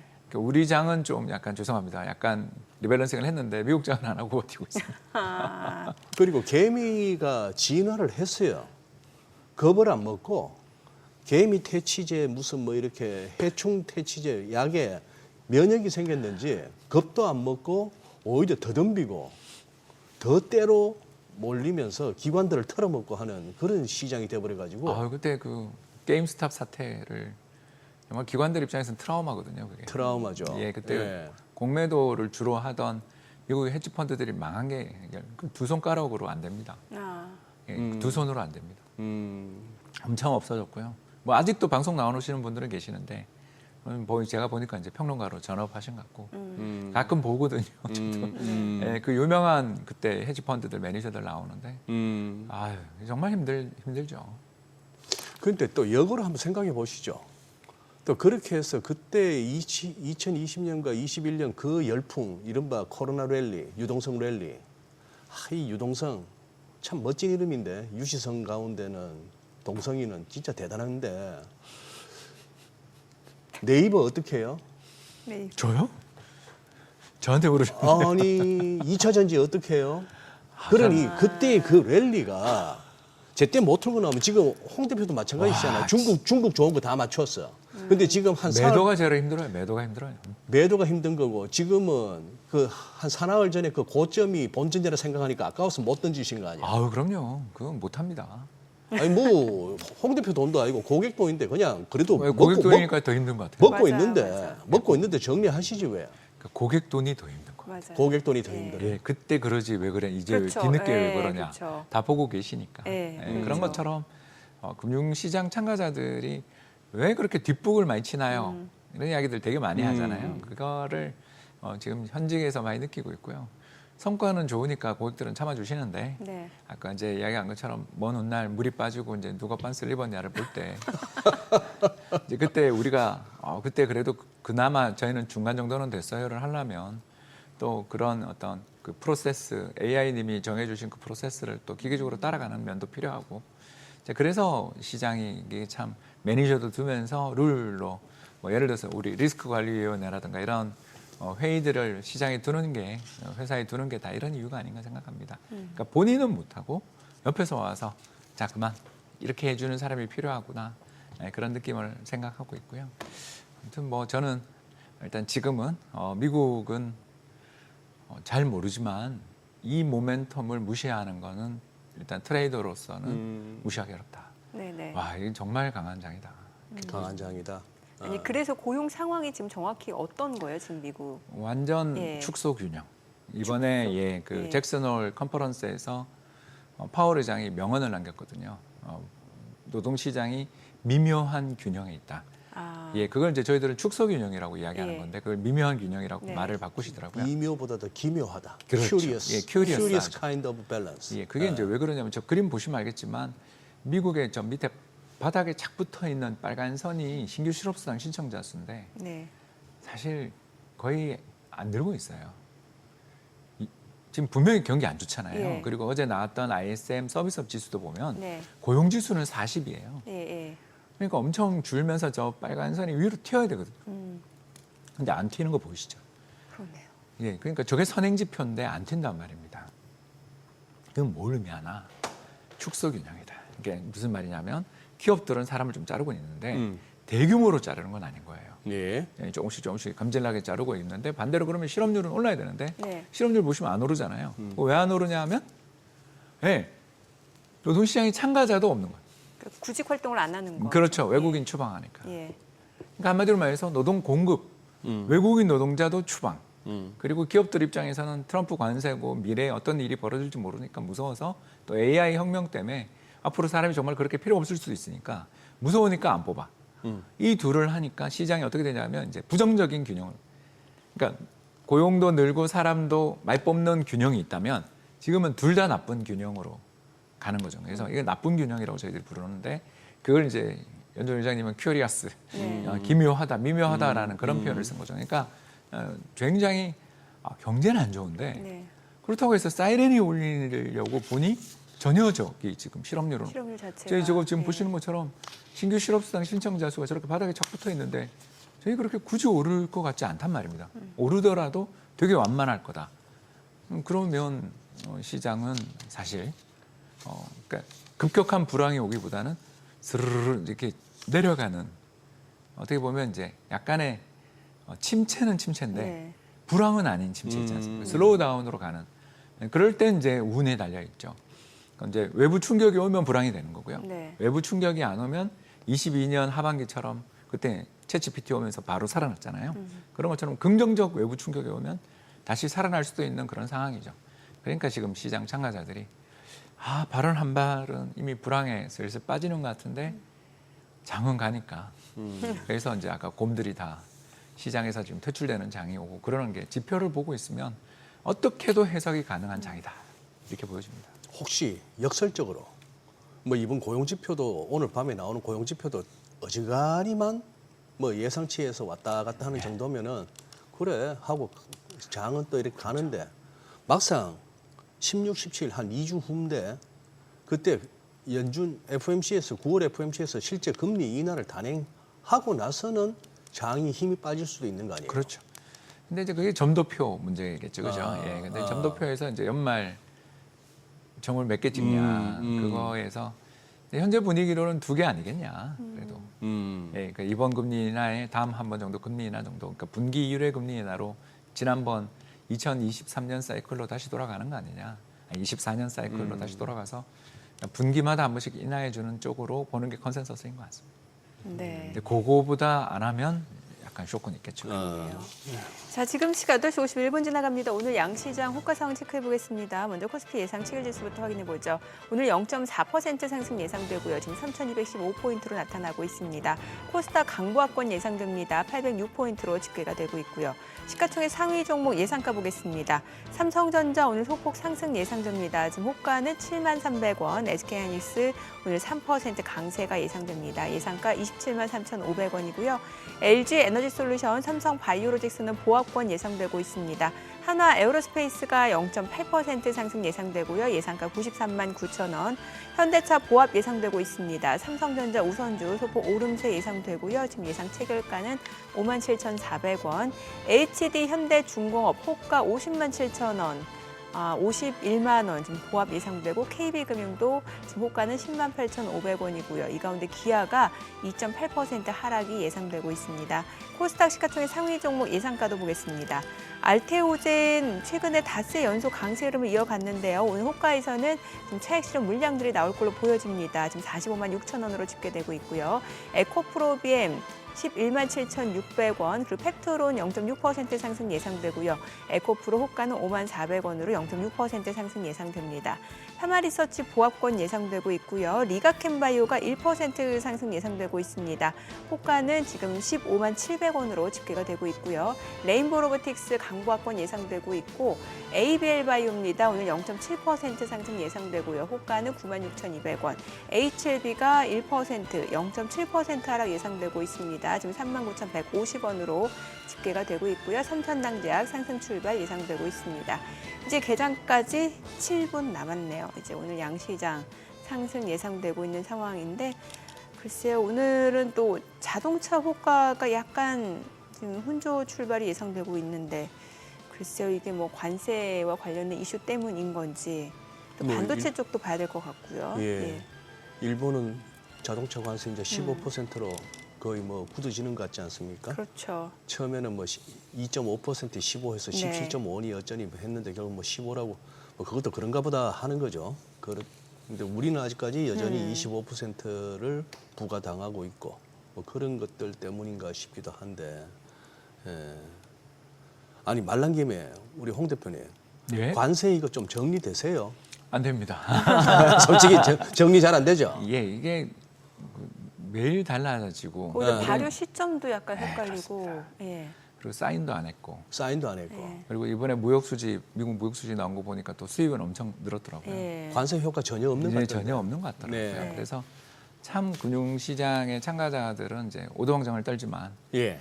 이제 기업에 계시는 분들 입장에서는 이게 정책을 바꾸고 자기 사업 계획을 조정하고 투자 계획을 조정한다라는 게 너무나 어려운 일이구나. 일단은 그냥 기존에 하던 대로 해가 일단은 아직 관성이 더 지배하는 시장 같습니다. 그래서 우리 네. 수출도 그나마 잘 버티고 있는 건데 예, 정말 저 관세 불확실성 이런 것들이 해소되고 나면 정말 우리 그 눌렸던 수요가 폭발하면서 우리 좀 좋아지면 좋겠습니다만 일단 현재로서는 계속 그 안개 속을 헤치고 가는 그런 형국 같습니다. 방금 언급하신 미국 무역 수지 보니까 관세 효과 못 느끼겠다 했는데 시청자분들 참고 삼아 숫자를 한 말씀 드려볼게요. 네. 상무부가 어제 발표했는데 7월 무역 수지입니다. 미국 783억 달러 적자인데 한 달 사이에 32.5% 급증입니다. 그러니 한 757억 달러 객건이라고 예상했는데 그보다 훨씬 많았고 수입이 3,588억 달러 5.9% 증가. 그중에서 금 수입이 96억 달러, 한 절반 정도 되고 뭐 수출은 0.3% 증가에 그치고 그러니 우리가 뭐 관세 하면은 미국 수입이 좀 줄고 수출이 좀 늘겠거니 하는 게 교과서인데 책대로 안 가니. 일단 뭐 저 유럽에서 테슬라 자동차 판매량 보면 답이 나오잖아요. 예. 그 우리나라에서도 갤럭시 점유율이 몇 %인지 요새 나오잖아요. 예. 네, 그런 거 보면 이렇게 기분 나쁘게 사람들 소비자들을 이렇게 불쾌하게 만들어 놓고 물건을 팔겠다라는 자체가 저는 그 사고방식 자체가 잘 이해가 안 됩니다. 그렇게 판매를 잘하시는 거래를 잘하시는 분이라고 하시면서 아니 그 상대방을 이렇게 불쾌하게 소비자를 두고 보자를 만들면 이거 되게 기분 나쁜 그런 일들을 많이 하잖아요. 그러면 그 소비자가 다시는 사고 싶을까요? 웬만하면 저는 안 살 것 같은데. 예, 물론 저야 뭐 늘 갤럭시 쓰는 아재로서 뭐 할 말은 없지만 이게 정말 왜 저렇게까지 해야 되나? 그러니까 자기 국민들을 위한 쇼로서는 성공했을지 모르지만 예. 기업들 입장에서는 굉장히 두근두근하는 그런 일들이 많지 않냐 예. 그런 생각을 좀 하게 되는 것 같습니다. 예, 저때 정말 주가 대폭락했던 기억이 지금도 선명합니다. 그때 4월 달이었죠. 예, 4월 10일 날. 전날이 4월 2일이었죠. 저 때가 예. 저점이었어요. 지나고 보니까. 그러니까 일주일 정도 빠지다가 한 4월 7일 날 바닥 잡았고. 예, 그래서 이제 그때 이런 거 있잖아요. 자기 친구들한테 사라 그랬다고. 그렇죠. 정말 뭐 친구들한테만 사라 한 게 아니고 또 실제 또 리딩방 열었잖아요. 트루스 소셜에 네, 올렸죠. 주식 사기 예. 좋을 때다 이러면서. 예, 그러고 나니까 시장 날아가고. 예. 아니 그나저나 관세로 인해서 이제 물가 상승 압력이 있냐 없냐 이거는 또 이제 더 계속해서 논의를 해봐야 봐야 되는 건데 일단 뭐 사실 윌리엄스 여는 총재 같은 경우는 약간 뭐 정치적인 성향도 있다라고 보여지긴 합니다만 그 영향 제한적이다라고 얘기를 했잖아요. 아직까지는 제한적인 게 아직까지는. 왜냐면 유가가 빠지니까. 유가. 유가가 지금 60불 레벨이니까 우리 우크라이나 전쟁 한창일 때 118불까지 갔던 게 반토막이 났잖아요. 국제 유가 반토막이 났고 더군다나 지금 드라이빙 시즌에 끝나가는 그런 효과도 좀 있어가지고 많이 빠지고 있거든요. 네. 그래서 하락세가 계속 지속되고 있다 보니까 헤드라인 인플레는 좋아요. 네네. 근데 이제 문제는 연준은 근원 인플레 본다고 선언했는데 그렇죠. 이제 근원 인플레에 해당되는 지표들은 굉장히 안 좋으니까 특히 슈퍼코어라고 우리가 부르는 네. 네. 그러니까 집세를 제외한 집세는 이제 집값이 반영돼 있으니까 집세를 제외한 어떤 근원 물가 이런 걸 슈퍼코어라고 네. 하는데 그런 건 계속 오르고 있잖아요. 네. 3달 연속 지금 오르고 있는데 근원 인플레이션이. 예, 근원 인플레이션이 이제 계속 오르고 있는 중이기 예. 때문에 7월까지 올랐거든요. 예. 그래서 이제 8월은 더 많이 올랐을 텐데 왜냐하면 상호관세 대부분 발효됐으니까 이제 이거를 보면서 연준이 금리를 인하해 줄 거야라고 이제 우리는 기도하는 거고 그리고 인플레 지표는 보고 있으면 지금 저기 보시는 것처럼 헤드라인은 안 오르잖아요. 그렇죠. 횡보인데. 예, 그 관세 인상을 했는데도 안 오르잖아요. 그게 이제 국제 유가 때문에 그런 거고요. 위에 있는 근원 인플레는 국제 유가 효과들을 제외한 인플레를 보니까 이제 저렇게 올라가는 중이죠.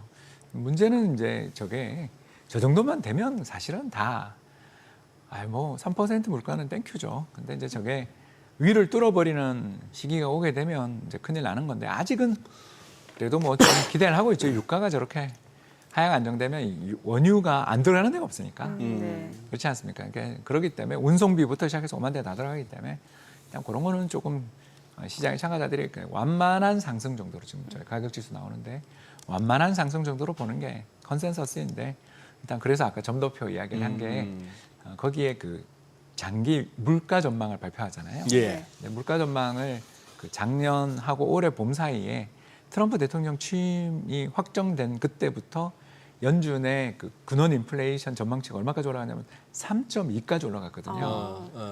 그게 하향 조정되면 이번에 그래도 꽤 포인트입니다.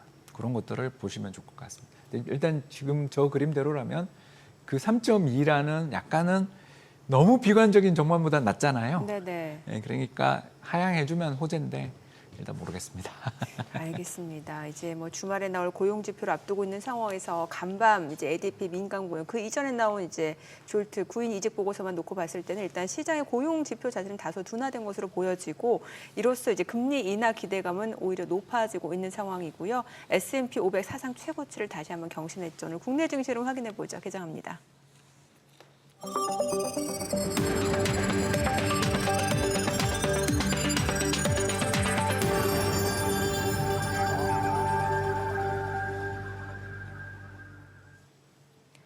네, 9월 5일 금요일 국내 증시 개장했습니다. 간밤 뉴욕 증시 이제 주요 기술주들 다시 한번 상승을 나타내는 모습이었고 S&P 500 사상 최고치를 경신했습니다.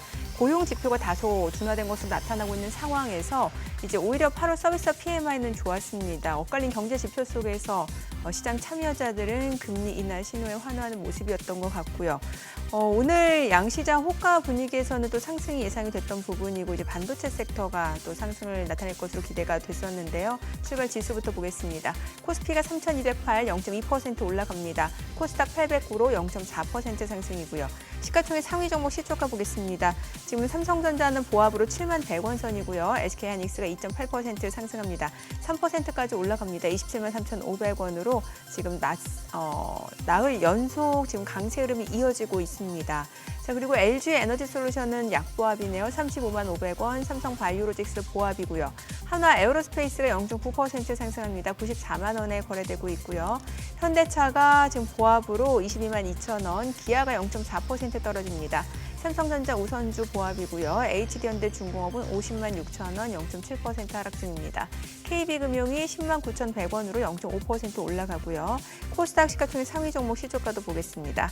알테오젠 오늘 보합으로 46만 7,500원에 거래되고 있습니다. 에코프로비엠도 역시 강보합권 11만 8,100원이고 팩트론이 0.4% 상승합니다. 30만 6천 원, 상승폭이 조금 더 확대가 됐네요. 에코프로 1% 올라갑니다. 5만 600원이고요. 파마리서치도 63만 1,000원으로 1.4% 올라갑니다. 리가캠바이오도 0.8% 상승합니다. 지금 15만 700원. 그리고 레인보로보틱스는 약보합이네요. 27만 9,000원이고 에이벨바이오 흐름 좋습니다. 지금 2.9% 강세로 9만 8,300원이고요. HLB도 좀 올라갑니다. 그리고 삼천당제약도 20만 1,000원으로 상승 흐름 이어지고 있습니다. 오늘 시장에서 특징을 보여주고 있는 섹터 종목도 보도록 하겠습니다. 오늘 반도체 쪽이 다 좋아요. 일단 HBM 쪽부터 보도록 하겠습니다. QRT가 4% 강세입니다. 12,640원이고요. 워트도 4% 올라갑니다. 미래반도체 오픈엣지 테크놀로지도 올라가고요. 지금 HPSP 고영 1% 상승세, 오로스 테크놀로지, 이오테크닉스 다 올라갑니다. 그리고 마이크로투나노 2.5% 올라가고요. YC 그리고 하나비전, 레이저셀, IMT, KC텍 다 올라갑니다. 지금 보시다시피 HBM 관련주들 KC텍도 올라가고 있고요. 뿐만 아니라 CXL 쪽도 움직임 좋아요. 컴퓨터 익스프레스 링크죠. 엑시콘이 14% 급등합니다. 11,610원이고요. 네오센도 8% 강세 8,550원. TLB도 지금 34,400원으로 3.58% 올라가고요. 코리아 서킷도 올라갑니다. 그리고 오킨스 전자도 3.9% 강세고요. 지금 퀄리타스 반도체도 6% 강세입니다. 오늘 CXL 쪽 상승 탄력이 훨씬 좋습니다. 자, 그리고 온디바이스 AI 쪽도 좋아요. 사실 이게 온디바이스 AI라든지 뉴로모픽 반도체, 이게 반도체 쪽 다 엮여 있는 상황이거든요. 지금 온디바이스 AI 쪽에서는 제주 반도체가 3.6% 올라가고요. 어버브 반도체, 가온칩스, 퀄리타스 반도체 다 좋습니다. 반도체가 다 좋네요, 오늘은. 자, 수급 상황 좀 체크를 해보도록 할게요. 오늘 유가증권 시장에서는 개인 투자자가 916억 원 순매수고요. 외국인과 기관은 각각 62억 원, 866억 원 순매도를 나타내고 있습니다. 코스닥에서 개인 투자자 226억 원 매수 우위, 외국인은 230억 원 순매도, 기관은 지금 5억 원 매수 우위로 전환이 됐습니다. 환율 체크해 보겠습니다. 달러 환율입니다. 정기장 마감 대비로 50전 상승한 1,393원에 개장이 됐습니다. 자, 오늘은 반도체 쪽 흐름이 좋습니다. 보니까. 네. 예. 그러네요. 네네. 어떻게 홍순욱 대표님, 우리 국내 시장을 요즘 이제 자꾸 이제 순환매라고 이제 성격을 갖다가 규정을 하잖아요. 그것도 순환매도 아주 빠른 속도로 이루어지고 거기에서 나름대로의 어떤 그 흐름의 규칙성이 좀 발견되나요? 저는 잘 모르겠어요. 일단 저는 이번 장 최대 그 대장이라고 생각을 했던 거는 밸류. 그러니까 밸류. 이제 그러니까 배당 좀 잘 주고 자사주 매입이 많은 그런 예. 기업들이라고 생각을 하고 있는 쪽이고요. 예. 이제 그쪽에서 순환매가 이제 많이 돌다가 예. 최근에 그게 동력이 사라지고 나니까 어. 이제 그 대주주 양도세 요건이 완화라고 해야 되겠죠. 10억이 됐으니까 그렇죠. 이제 그런 일들 벌어지면서부터 이제 좀 차익 실현 매물 나오고 그쪽 관련해서 지금 가장 대장주가 KB금융이었던 것 같은데 그죠. 옛날 좀 그 올라오던 기세에 비해서는 좀 약하니까 이제 이런 부분들 속에서 시장이 이제 실적적으로 좀 돌아서면서 아까도 잠깐 반도체 쪽은 여전히 좋으니까요. 그리고 시장의 미국의 빅테크 기업들하고 어떻게 보면 키를 맞출 수 있는 그런 쪽 AI 반도체 관련이라든가 HBM이라든가 이런 쪽에 대해서는 시장이 상당히 좀 흐름이 좋은데 제가 좋아하는 업종들이 약하니까 요새 이제 기분이 별로 안 좋은 게 저는 제가 좋아하는 건 이제 조선이랑 전력을 좋아하거든요. 아, 조선하고 전력. 예. 그게 이제 우리가 유일하게 미국에 갖고 있는 엣지라고. 그러니까 엣지가 뭐냐면 그 이제 상대보다 우위에 있어서 네. 야, 우리가 그럼 수출 안 하면 너네 어떡할 건데? 어. 라고 이야기할 수 있는 거 있지 않습니까? 예. 그게 저는 우리나라가 가지고 있는 그 두 가지 무기가 전력과 조선이라고 생각을 하기 때문에 이제 그쪽 산업들을 되게 좋게 보고 그쪽이 사실상 제 마음의 주도주였는데 네. 이제 거기가 요새 안 좋잖아요. 아니, 차익 실현 매물이 나왔잖아요. 이제 그러다 보니 이제 제가 자연스럽게 그러니까 그 나쁘다라는 이야기를 하려는 게 아니라 탄력이 확 떨어진 게 보이지 않습니까? 네. 네, 그러다 보니 아우 이거 어렵다. 진짜 시장이 그 뭐랄까 이제 콜을 하기가 되게 어려운 시장이 네. 왔고 이게 펀더멘탈도 펀더멘탈이지만 이제는 좀 빠르게 어디가 지금 비었냐, 수급 공백이 어디 있냐, 재료가 어디 있냐로 움직이는 고수들의 장이 왔다 이렇게 네. 생각하고 있습니다. 또 약간 며칠 지난 내용이긴 합니다만 최근에 또 프랑스 쪽 그 GDP 대비 정부 부채 비율이 높다는 이유로 뭐 이탈리아 다음 순서다, 세 번째다 유럽 내에서 지금 그만큼 부채 비율이 높다 하면서 왜 지금 총리 신임 투표 앞두고 있는 상황이잖아요. 괜찮은 거예요? 어때 유럽 다시 한번 좀 시장을 뒤흔들 만한 변수가 될 거라고 보세요? 이게 뭐 그럴 수도 있는데 그럴 수 이제 그건 뭐 가능성이 있습니다. 가능성이 있는데 그 가능성이 이제 저는 높은 가능성보다는 10% 네. 안쪽이다라고 보는 이유가 있는데요. 그림 한 번만 예. 좀 보여주시면 감사하겠습니다. 빨간 선은 미국의 10년물 국고금리이고요. 그리고 파란 선은 프랑스의 10년물 국고금리가 되겠습니다. 오르긴 올랐죠. 오르긴 올랐는데 뭐 이게 올랐나?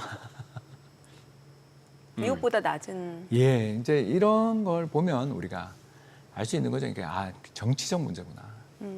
이제 그 총리가 지금 신임 투표 앞두고 있지 않습니까? 네네. 사실 자신의 진퇴를 예. 이번 투표에 걸었지 않습니까? 예, 그렇죠. 이제 그런 상황에서 재정 긴축하자고 그런 거잖아요. 근데 재정 긴축에 찬성표를 과감하게 던질 수 있는 그런 사람들은 결국 여당뿐일 텐데, 네. 왜냐하면 그 총리가 있는 당인데 문제는 프랑스는 여당이 없는 나라잖아요. 그렇지 않습니까? 예, 그래서 이게 아시는 것처럼 좌와 우 사이에서 그러니까 이걸 좌랑 우라고 불러야 될지 모르겠습니다만 아무튼 좌익 계열의 갑자기 이름이 무슨 숑과 오른쪽에 르펜이 있는 국민전선 쪽 사이에서 굉장히 지금 여당은 작단 말입니다. 멜랑숑이 이렇게 안 떠오를 줄 몰랐습니다. 이렇게 선거 지난 지 좀 되면 다 까먹는다는 거죠.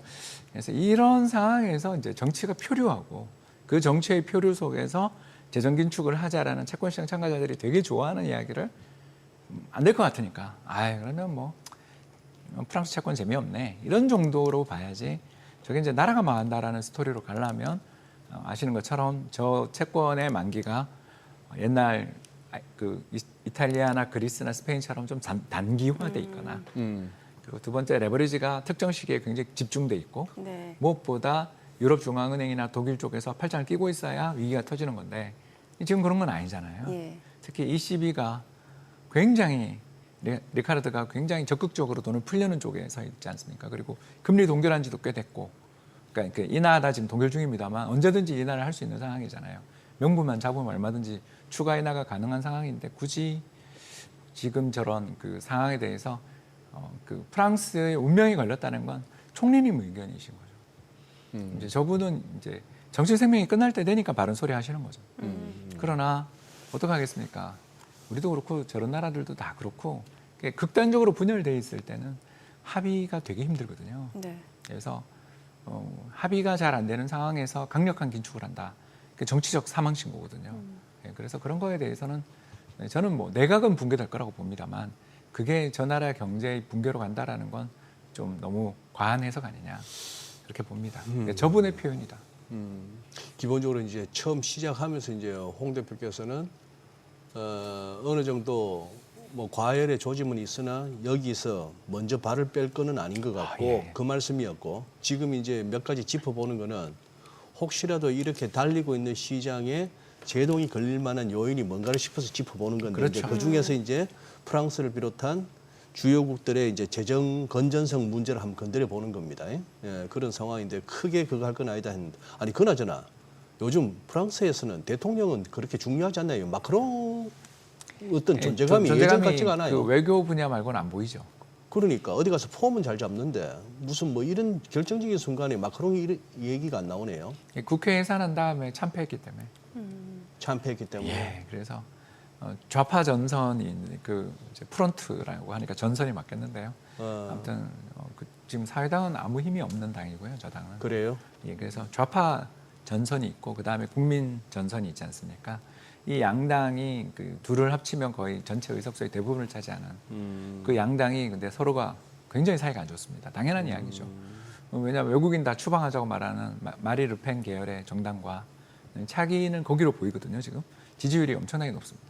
거기에 반대돼서 이제 또 좌파 쪽으로 연정했다 깨진 좌파 쪽의 세력들하고 지금 서로 완전 정반대 정책들을 펼치고 있는데 이 두 정당이 1, 2등이에요.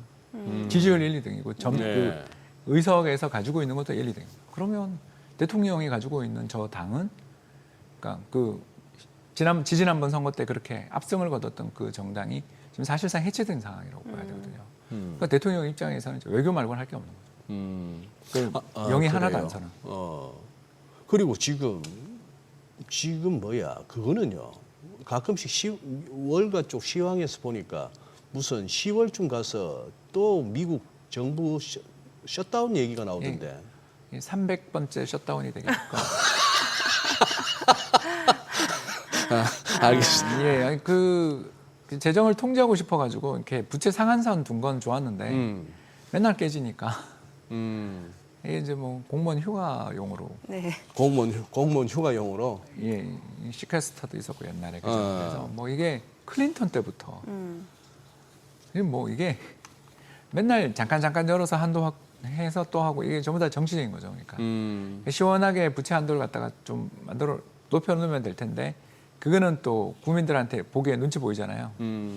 뭐 언제 앞으로 그러면 국가 부채 엄청 찍겠다는 거야? 이렇게 보이잖아요. 그러니까 이제 그 위기가 발생하고 정부가 마비되는 상황이 딱 벌어지고 특히 단기 국채들 만기가 자주 돌아오는 단기 국채 디폴트 날 것 같으면 그때 이제 잠깐 또 부채 상환하고 전형적으로 그렇게 가는 거죠. 그래서 이제 저도 이 업을 한 게 90년대부터 일을 했으니까 뭐 처음에는 되게 중요한 일인 줄 알고 열심히 공부했는데 그때 뭐 2000년대 초반에 크게 한번 시장 흔들고 난 다음부터는 거의 20년째 크게 그렇게 이슈가 되지는 않는 그런 뉴스라고 볼 수 있겠습니다. 아니 90년부터 이 업을 시작했다고요? 그렇지 않나요? 우리 소장님하고 저하고 같이 그때 시작했는데. 뭐 고등학교 재학 중에 시작하신 거예요? 왜 그러세요 또 저? 이게 저기 90년이면 제가 이제 입사할 때인데. 예, 제가 이제 그 살이 좀 있어서 동안입니다. 그래요? 아니, 그럼 금리 얘기 나온 김에 미국 모기지 금리도 여쭤볼게요. 지금 한 6, 7 좀 높은 수준이잖아요. 그러니까 굉장히 높습니다. 예, 이게 베센트 재무장관이 뭐 국가적인 주택 비상사태 선포할 수 있다. 맞습니다. 이게 그러니까 공급 물량 자체 부족하고 이러다 보니까 집값이 좀 올라가고 그러니까 모기지 금리 내려야 된다라는 거잖아요. 예, 그런데 예. 그게 쉽지 않습니다. 그림 한번 보여주시면 감사하겠는데 미국 모기지랑 미국의 30년물 국고금리. 이제 모기지 채권은 저기다가 스프레드를 붙이는 거라고 생각하시면 되겠습니다. 그래서 빨간 선이 30년 만기 국채니까 저기다가 약간의 스프레드를 더하면 미국 모기지 금리가 딱 나오는 그런 구조라고 보시면 되겠고요. 그래서 저 스프레드가 가장 심하게 벌어졌던 게 2008년. 보시면 저 미국의 30년물 국고금리는 대폭락하는데 그러게요. 모기지 금리 급등하죠. 왼쪽 회색으로 처리된. 예, 저게 이제 위기입니다. 저런 시기가 출현하면 경제 위기가 오거나 경제 위기의 징후라고 저희들이 부르는 거고 저 그림에서 보시는 것처럼 2019년에도 한번 또 저런 일이 한번 있죠, 그죠? 그래서 30년물 국고금리는 옆으로 가는데 갑자기 튀는. 근데 지금 오른쪽 끝을 보시면 30년물 국고금리는 올라가는데 모기지 금리는 안 오르죠. 즉 위기 상황 아니죠. 예, 그가 뭐가 문제냐? 미국 재정에 대한 걱정이 많은 거지. 모기지는 굉장히 안정돼 있는 거죠. 저렇게 스프레드를 놓고 봤을 때. 예, 그래서 이제 저 스프레드가 높아졌을 시기가 2022년 우크라이나 전쟁 때 한번 크게 높아졌던 시기가 있었지만 지금 좁혀지는 중이잖아요. 그리고 저때 이제 무슨 일이 있었는지를 생각해 보시면 실리콘밸리 뱅크 그런 혹시 기억나십니까? SVB. 예. 그때 저 사건이 있었을 때 스프레드가 벌어진 것뿐이고 계속 좁혀지는 중이에요. 근데 집 갖고 있는 사람 입장에서는 다시 만약에 팔고 새로 이제 모기지 대출 받아가지고 집 살려고 하면 금리가 너무 높으니까. 예, 그래서 안 팔려고 안 그러죠. 팔잖아요. 예, 그리고 살려는 사람만 속이 타는 거. 그러니까요. 예, 그래서 거래 없이 가격이 오르는. 지금 예, 완전히 그런 상황입니다. 그러니까 거래 실종. 그러나 가격은 상승. 그러니까 무서운 거죠. 분명히 뭐 문제가 있는 거예요. 그런데 네.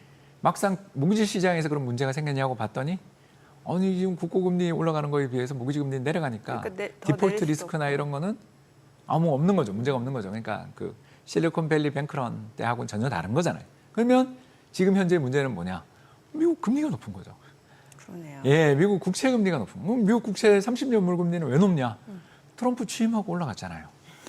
그 저 양반이 뭐 인플레를 일으킬 수 있다라는 걱정을 적어도 30년짜리 채권 사는 사람들은 무서워하는 거죠. 네. 그러니 이제 저기서 모기지 금리를 내려라라고 이야기하는 거는 이제 시장 참가자 입장에서는 아이고 30년물 미 국채 금리 떨어지면 저희도 내릴게요라고 말을 하겠죠. 왜냐하면 그 채권이라는 게 다 그렇지 않습니까? 네. 지표물이 있고 거기다 스프레드 붙여서 장사하는데 지표물이 안 떨어지는데 무슨 수로 저기 신용물을 떨어뜨리겠습니까? 그러니까 안 올라가는 게 지금 신기한 그런 상황이라고 볼 수 있습니다. 벌써 시간이 이만큼 돼버렸네. 저 요새 금합니다만 예.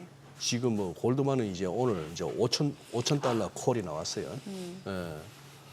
또 많이 갖고 계시는 입장에서는 좋으시겠어요. 좋죠. 좋은데 아 골드만이 좀 얘기 안 했으면 싶죠. 예 골반골이라고 저희들이 골반. 왜 이러세요? 저기 제가 저 골드만이 맞추는 걸 본 적이 없어요. 진짜. 홍방꿀, 진방꿀 우리도 그 방꿀 반열에 우리 둘 개 들어가 있다니까. 반꿀이라는 말을 듣는다는 자체가 예. 네임밸류가 있다는 뜻이니까 굉장히 긍정적으로 보셔야 돼요. 아 근데 지금 저희가 궁금한 거는 금도 금이지만 은이 겁나게 오르고 있어요. 예. 금년 들어서 금보다 더 좋아요. 더 좋습니다. 근데 이게 은을 왜 홍박은 안 해? 이렇게 많이들 글쎄. 물으시는데 예. 우리나라에 살만한 상품이 없어요.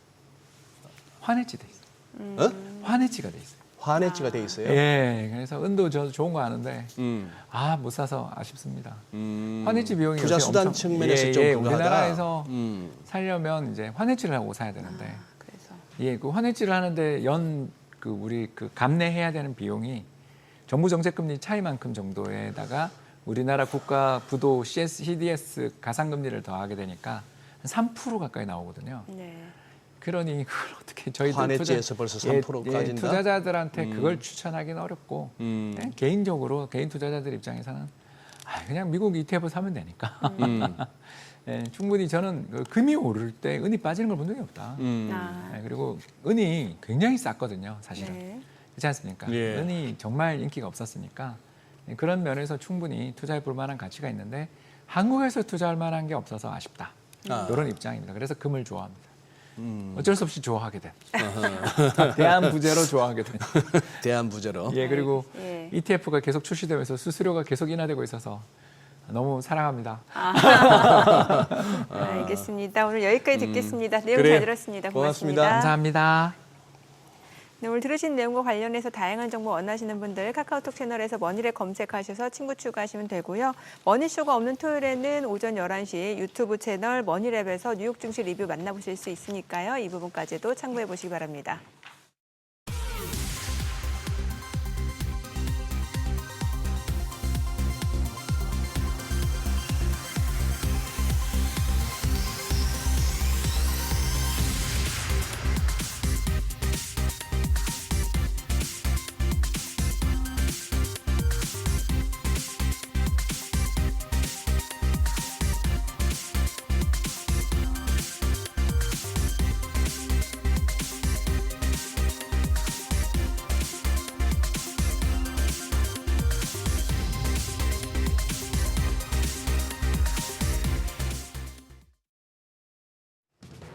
이 시각 시황입니다. 미국에서 금리 인하 기대감이 계속해서 커지자 오늘도 우리 시장은 상승세 보여주고 있습니다.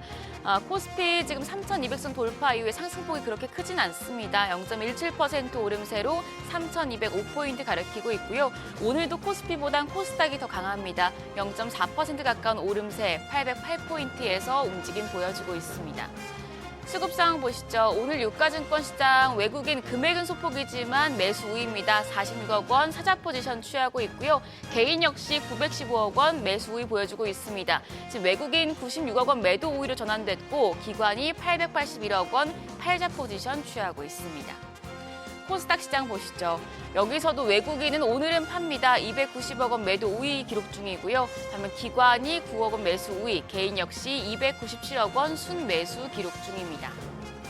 등락일 상하이 업종입니다.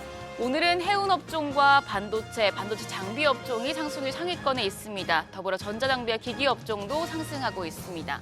반면 조선과 전기 유틸리티, 비철금속 업종은 하락폭이 큰 것으로 집계됩니다. 그럼 시장을 주도하는 테마 종목별 시세 체크하시죠.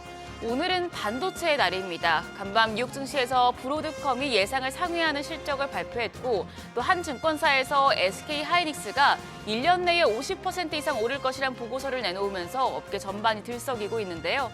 AI와 관련해서 온 디바이스 AI 등 관련 테마가 움직입니다. 브로드컴이 AI 매출이 63% 증가했다고 밝힌 영향인데요. 현재 온 디바이스 AI 관련주 내에서는 퀄리타스 반도체가 5.6% 오름세 13,220원이고요. QRT가 6.39% 상승하며 12,895원. 그리고 오픈엣지 테크놀로지가 2.8% 상승하며 11,750원에 거래되고 있습니다. 대덕전자도 4% 넘게 올라갑니다. 거래가 23,600원입니다. 고대역폭 메모리 HBM 관련주도 상승합니다. 글로벌 투자은행 UBS가 SK하이닉스 주가가 향후 12개월간 50% 가까이 상승할 여력이 있다는 분석을 내놨습니다. UBS는 엔비디아와 내년도 고대역폭 메모리 협상으로 투자자의 우려가 과대평가되면서 SK하이닉스 주가가 매력적인 수준으로 내려왔다고 강조한 바 있는데요. 이에 관련주인 HBM 관련주가 움직입니다. QRT가 6.39% 오름세, 워트가 3.53% 강세로 거래가 7,620원입니다. 오픈엣지 테크놀로지 여전히 2.89% 오름세 보여주고 있고요. 한화비전이 3.37% 강세로 58,200원, 미래반도체도 2% 가까운 상승세 기록하고 있습니다.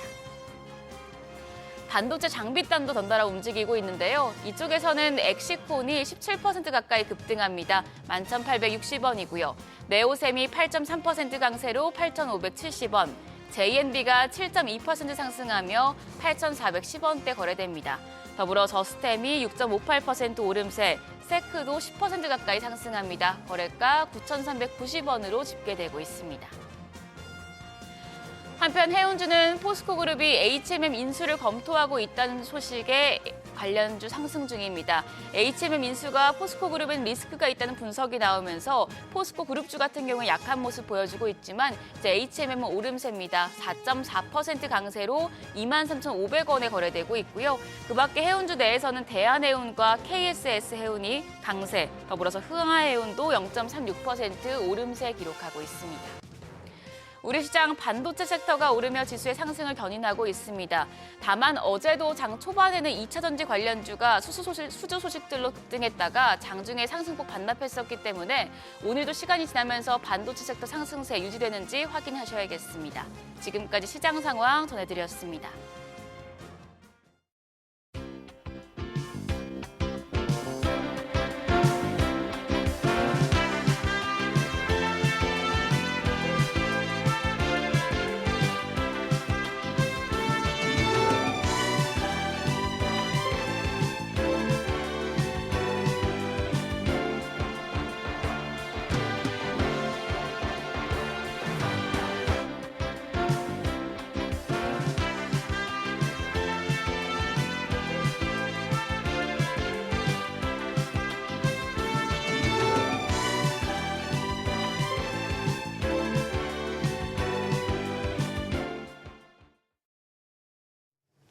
어제 정부가 소상공인을 위해 10조 원 규모의 금융지원 프로그램을 발표했는데요. 네, 나연석 자산관리사 연결해서 자세히 알아보도록 하겠습니다.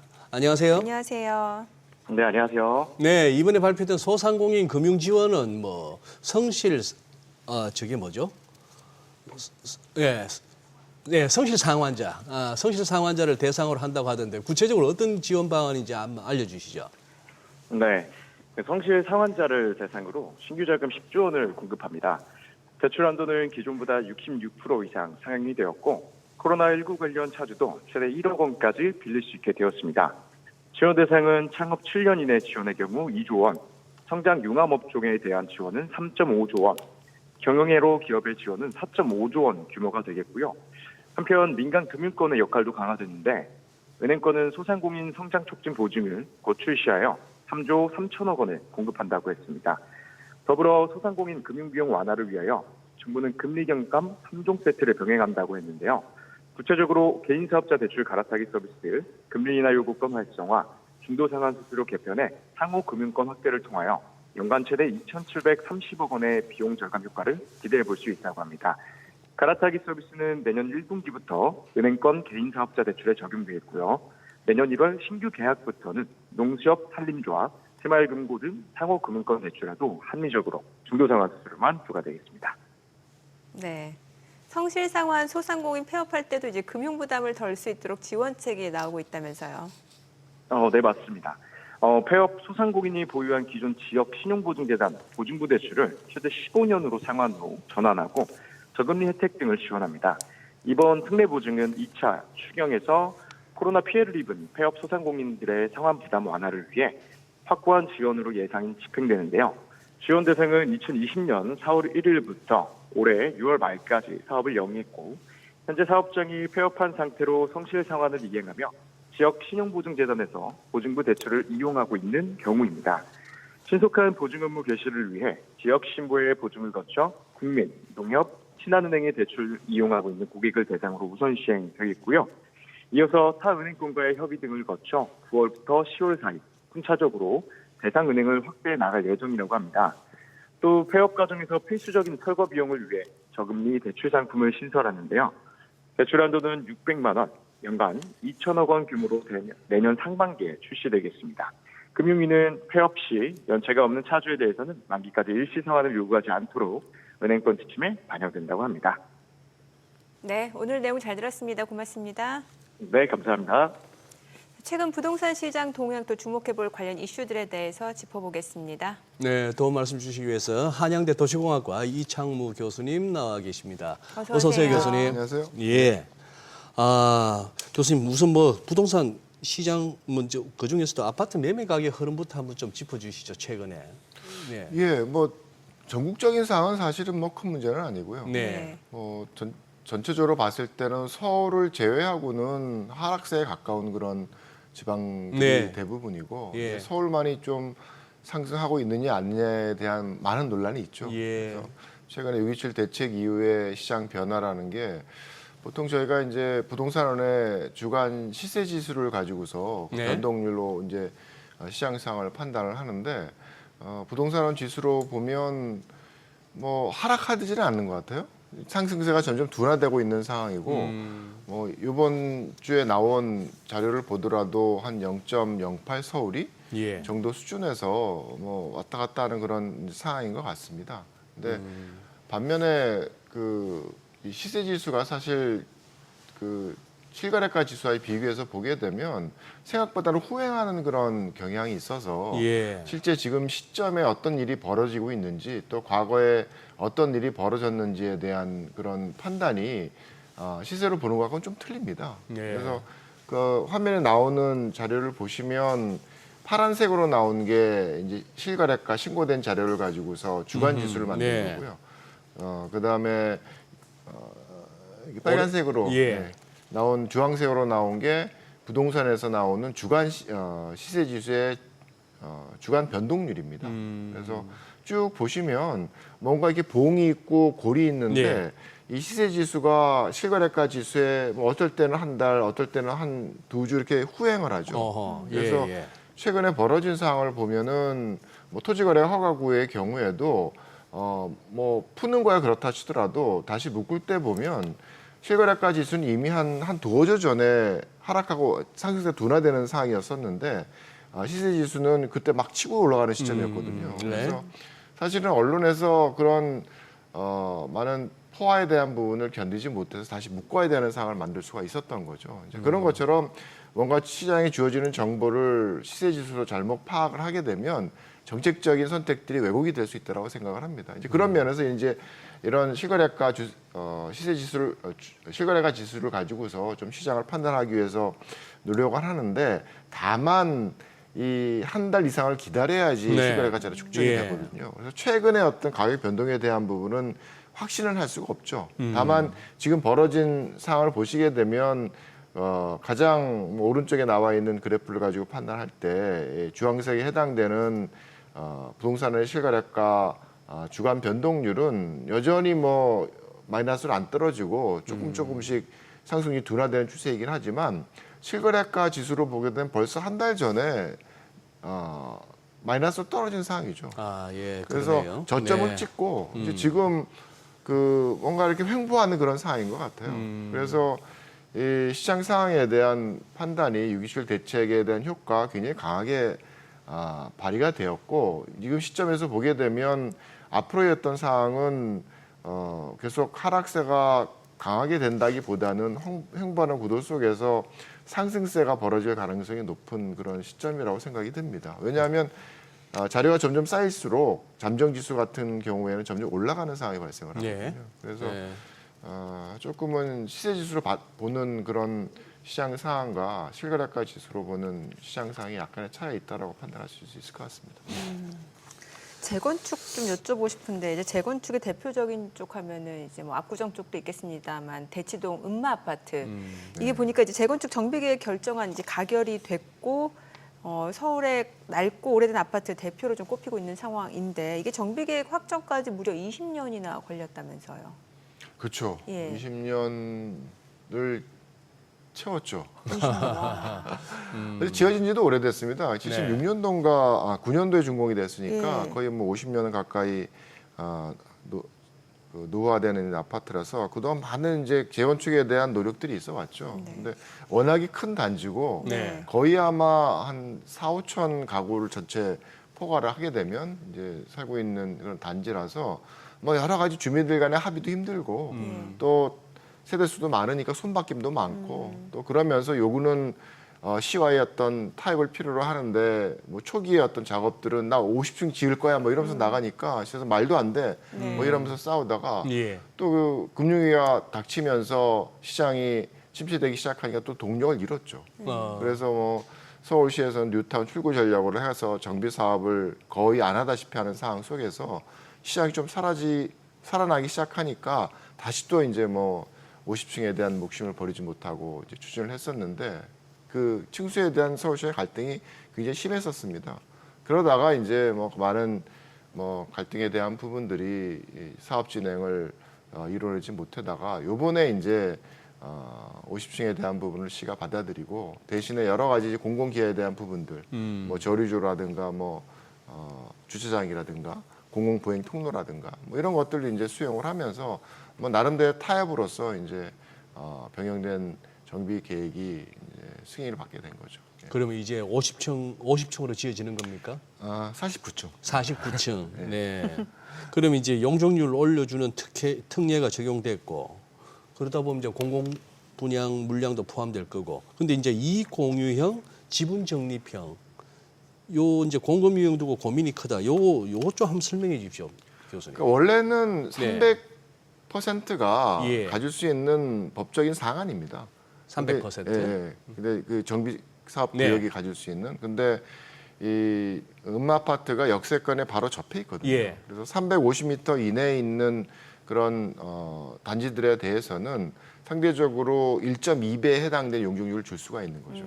300이면 360%까지 용적률을 줄 수 있는데 대신에 증가된 용적의 절반 정도는 공공주택으로 내놔랍니다. 네. 근데 이제 역세권이기 때문에 단순하게 임대뿐만 아니라 공공 분양에 해당되는 주택도 지어야 된다라고 이제 도시환경 정비법에서 개정을 하면서 요구를 하고 있는 거죠. 그래서 음아파트 같은 경우에는 360을 다 찾아 먹지 않고 한 330 정도를 해서 전체적으로 보게 되면 공공주택에 대한 숫자가 한 180호 정도인가요? 182가구 정도가 공공 분양 주택으로 이제 요구되는 그런 상황이고 그 안에 뭐 여러 가지가 있지만 수익 공유용도 있고요. 지분 적립형에 대한 그런 유형도 이제 포함이 되어 있습니다. 그래요. 이익 공유 지분 적립이 정확히 뭐예요?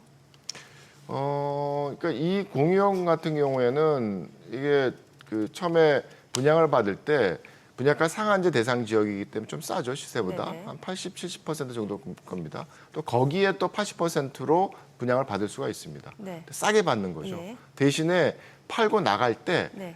자기가 산 가격과 매각할 때 가격의 차이에 대한 부분에 70%만 가져갈 수 있게 하는 거고 나머지는 공공에게 나머지를 던져주는 거죠. 환원하는 예, 느낌처럼. 그래서 사실은 발생할 수 있는 개발 이익을 다 챙기지 않게 하는 그런 이제 구도로서 이제 요구가 되는 부분이고요. 네. 지분 적립형은 분양가 상한제 가격으로 사는데 더 이상의 할인은 없지만 자기의 사는 금액을 전체 금액의 뭐 일정 뭐 20%로 시작을 한다 그러면 거기서부터 시간이 지날수록 조금씩 자기 집을 늘려가는 구도가 되는 거죠. 그래서 한 10년이 지나면 자기 주택에 대한 모든 지분을 매입할 수 있는 그런 상황이 되는 거죠. 그래서 싸게 살 수 있는 그런 구도를 이제 만들어 주는 건데 처음에. 예, 처음에.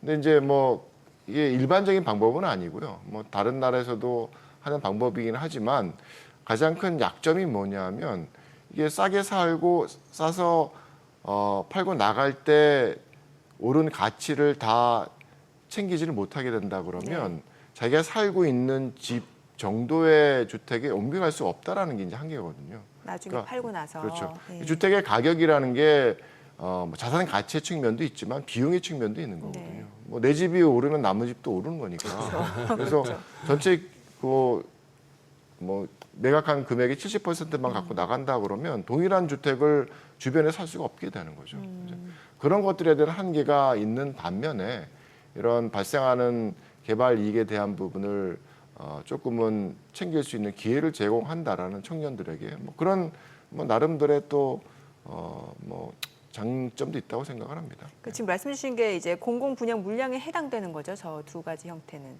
그렇죠. 공공 분양 물량의 두 가지 형태가 예. 취해질 수가 예. 있고 다만 이제 토지 임대부 같은 경우에는 이 경우에 해당이 안 됩니다. 그러네요. 교수님 보시기에 재건축 계획 이거 확정되는데 20년 걸렸고 실제 재건축이 완전히 마무리되는 데는 어느 정도 예상하십니까? 그래서 보통 그 구역 지정되고 나서 예. 한 10년 이상을 봐요. 10년 이상을. 네. 그러니까 이게 이제 일단 사업 승인 인허가를 받아야 되고 그러고 나서 또 관리 처분을 넘어가야 되고 네. 그러면 착공에 들어가야 되고 착공위에 또 준공에 가는 그런 구도 속에서 사실 조합원들 간과 건설사의 갈등이라는 게 그렇게 쉽게 해소되기 쉽지 않거든요. 예. 그래서 사실 인허가를 먼저 받는다라는 것보다 빨리 받는다는 것보다 그 조합원들의 갈등 얼마나 빨리 해소하느냐가 사실은 그 속도를 좌지우지합니다. 근데 이 음아파트 같은 경우에 워낙이 그 조합원 수도 많고 예. 또 거기에 상가도 있고 예. 그래서 여러 가지 뭐 갈등의 요소들이 많아서 그렇게 빠른 속도로 진행되리라고는 예상이 좀 쉽지 않은 것 같아요. 다른 얘기하는데 음마상가 맛집이 많았어요. 예, 거기 굉장히 큽니다. 예. 칼국수 맛집도 있고. 그러니까 안 되는 상가가 안 되면 예. 사실은 재건축이 되게 쉬운데 잘 되잖아요. 지금 영업이 예, 잘 되고 예, 있는데 맞아요. 재건축을 하게 되면 그분들 어디 가서 영업을 할 겁니까? 그러니까. 갈등은 여러 가지 좀 예상되는 갈등이 적지가 않죠, 사실은. 다 이유가 있네요. 예. 뭐 이러면은 이제 그 대치동 안 그래도 지금 그쪽은 수요가 높은 지역이잖아요. 학원가도 있고 사교육의 중심지다 보니까 집값이 또 뛸 수밖에 없는 상황이 마련이 되는 것 같아요. 주변 집값에도 많은 영향을 미칠 것 같은데 어떤가요?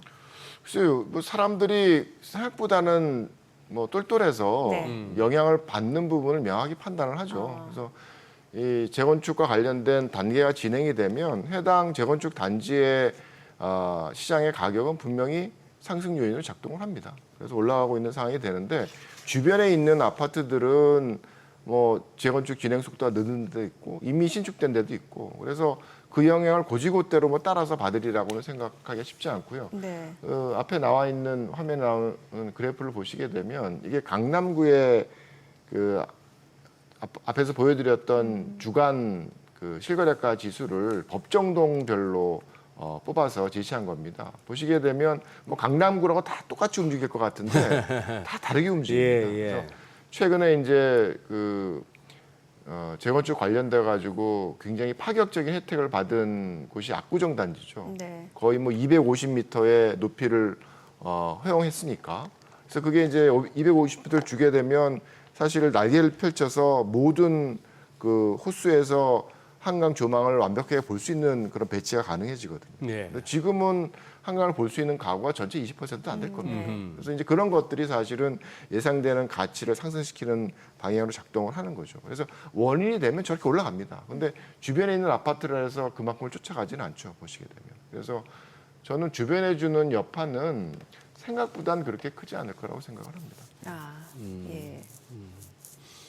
지금 이거 서울 뭐 늘 주택난 합니다만 교수님 뭐 이쪽으로 얼마나 계속 연구하시고 고민하셨겠습니까? 이거 지금 여전히 서울에서 주택에 대한 수요는 많고 공급은 부족하다. 이 명제가 지금도 맞는 얘기입니까? 항상 맞았죠. 항상 맞았고. 네, 항상 맞았죠. 앞으로 뭐 인구 구조를 보나 뭐를 보나 이건 변함 없습니까? 그러면은? 근데 수요와 네. 관련된 부분이 결국은 공급을 어떻게 선택하느냐에 따라서 예. 거기에 따른 영향이 다르게 나타나니까요. 그러니까 예. 일단 뭐 저희가 그 뭐 경춘 고속도로 지금 양양 서울간 고속도로죠. 예. 그걸 타고서 춘천 쪽에서 쭉 오다 보면 한강을 넘으면서 뭐 하남, 미사 보이고 예. 강남으로 그래요. 들어오고 뭐 이렇습니다. 예. 보시게 되면 외곽은 굉장히 고밀의 고층이에요. 예. 근데 강남 쪽으로 들어올수록 밀도 높이가 낮아집니다. 예. 네. 그 얘기는 뭐냐면 가장 사람들이 일을 많이 하는 최고차 고용 중심지 주변은 주거 밀도가 그리 높지 않고 그러니까요. 외곽으로 갈수록 주거 밀도가 높다라는 얘기예요. 예. 예. 그런 구도 속에서 사실 서울이라는 최고차 고용 중심지가 가질 수 있는 주거의 기회를 많이 주지 못했다라는 게 예. 이제 그런 물리적인 현상 속에서도 이제 벌어지는 거죠. 그래서 네. 서울에 주택 공급을 할 수가 없었느냐라고 따지면 그렇지도 않은 것 같아요. 지금 음마아파트가 요번에 뭐 그 계획 승인을 받았지만 뭐 20년이 진행될 수도 있었고요. 네. 압구정도는 마찬가지로 오래전부터 그런 흐름들이 있었거든요. 예.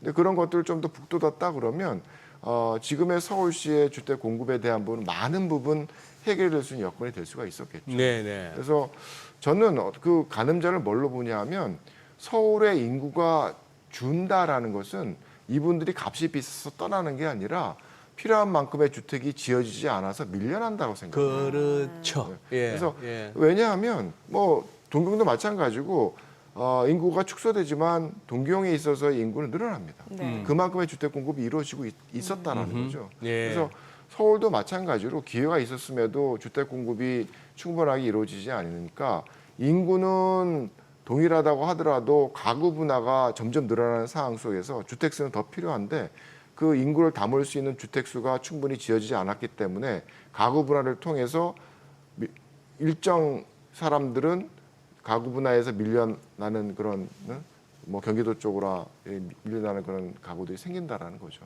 그래서 저는 어떻게 보면 인구가 줄어든다라는 현상 자체가 말하는 거는 서울시의 주택 공급이 그동안 충분하지 않았다라는 것에 굉장히 중요한 증거라고 생각을 합니다. 네. 이게 뭐 그러다 보니까 서울시 주택난 해결하기 위해서 신도시 구축 얘기가 나오고 있고 또 이거보다는 오히려 고밀 개발이 조금 더 경제적이다 이런 얘기가 나오고 있는데 이게 어떤 차이가 있는지도 좀 알려주세요.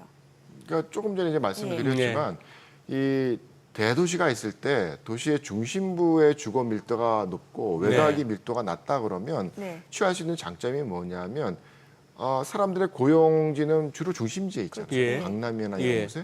그래서 자기가 고용 중심지에 가깝게 산다 그러면 많은 사람들이 시간을 덜 들이고 출퇴근할 수 있는 그런 도시가 되는 거죠. 근데 네. 중심부의 밀도가 상대적으로 높지가 않고 외곽이 높다 그러면 더 많은 사람들이 더 많은 출퇴근 시간을 네, 들이면서 그러네요. 왔다 갔다 해야 네네. 되는 도시가 되는 예. 거죠. 그래서 서울 대도시권에 있어서의 그 통근 시간에 대한 평균이 OECD 국가 중에 가장 오래 걸립니다. 너무 그래서 막히고 그만큼 네. 사회적인 비용을 많이 들이고 네네. 산다라는 거죠.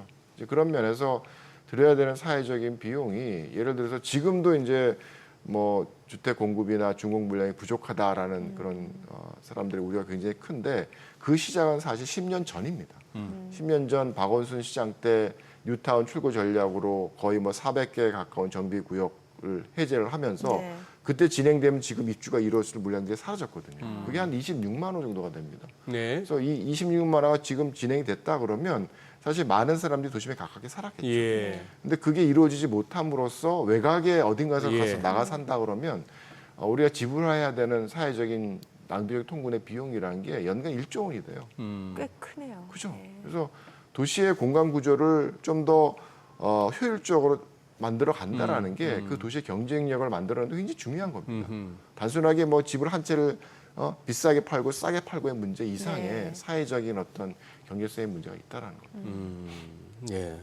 그리고 요거는 좀 뭐 가슴 아픈 얘기인데 이게 청년 안심주택 이거 믿고 우리 청년들 그거 했는데 전세 아니 이게 무슨 오히려 조금 더 청년층을 울리고 있다. 이 어떤 내용인가요 이게? 그게 청년 안심주택이라는 게 사실 공공주택은 아니고요. 예. 그러니까 뭐 같은 사업지에 SH가 하는 사업도 있지만 민간이 사실은 시행하는 사업이거든요. 예. 근데 단지 이제 청년들에게 좀 더 낮은 임대료로 임대를 예. 해라라는 그런 구도의 상품인데 문제는 민간이 사업을 하면서 사실은 자기의 자본이 많지 않은 그런 상대적으로 자산 여력이 크지 않은 주체가 예. 임대 사업을 하다 보면 뭐 건설을 위해서 들여야 되는 건설 비용이나 이런 것들을 제때 이제 뭐 지불할 수 없는 그런 예. 상황이 되는 거죠. 그럼 이제 해당 임대 사업자가 파산이 된다 그러면 예.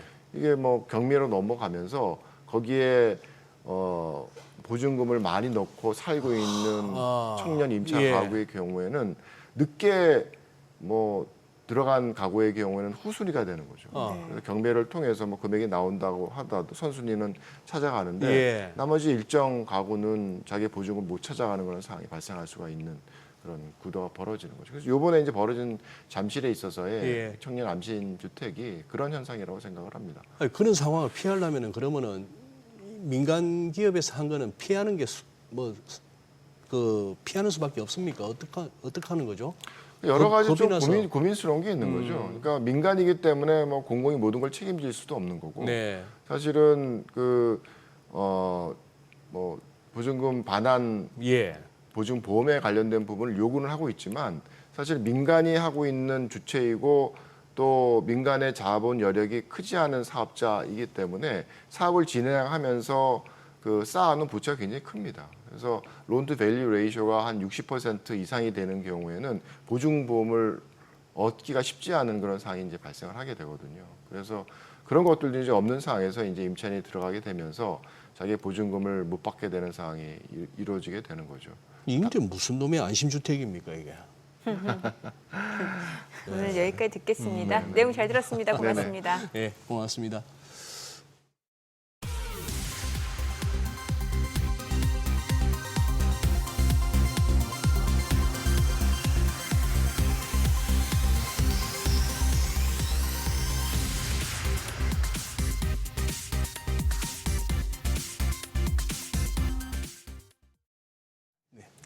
오늘 코스피가 또 윗골이 들고 내려오는 게 약간 좀 불안한 모습인데 그래도 외국인들 매수세가 유입되는 종목들 많이 올라가요. 뭐 CJ도 많이 올라가고 부산도 많이 올라가고 예, 지주사들 많이 올라가네요. 오늘은 또. 네, 하루하루 그냥 게임입니다. 게임. 네, 오늘은 쉽지 뭐가 않은 오를지. 장이네요. 네.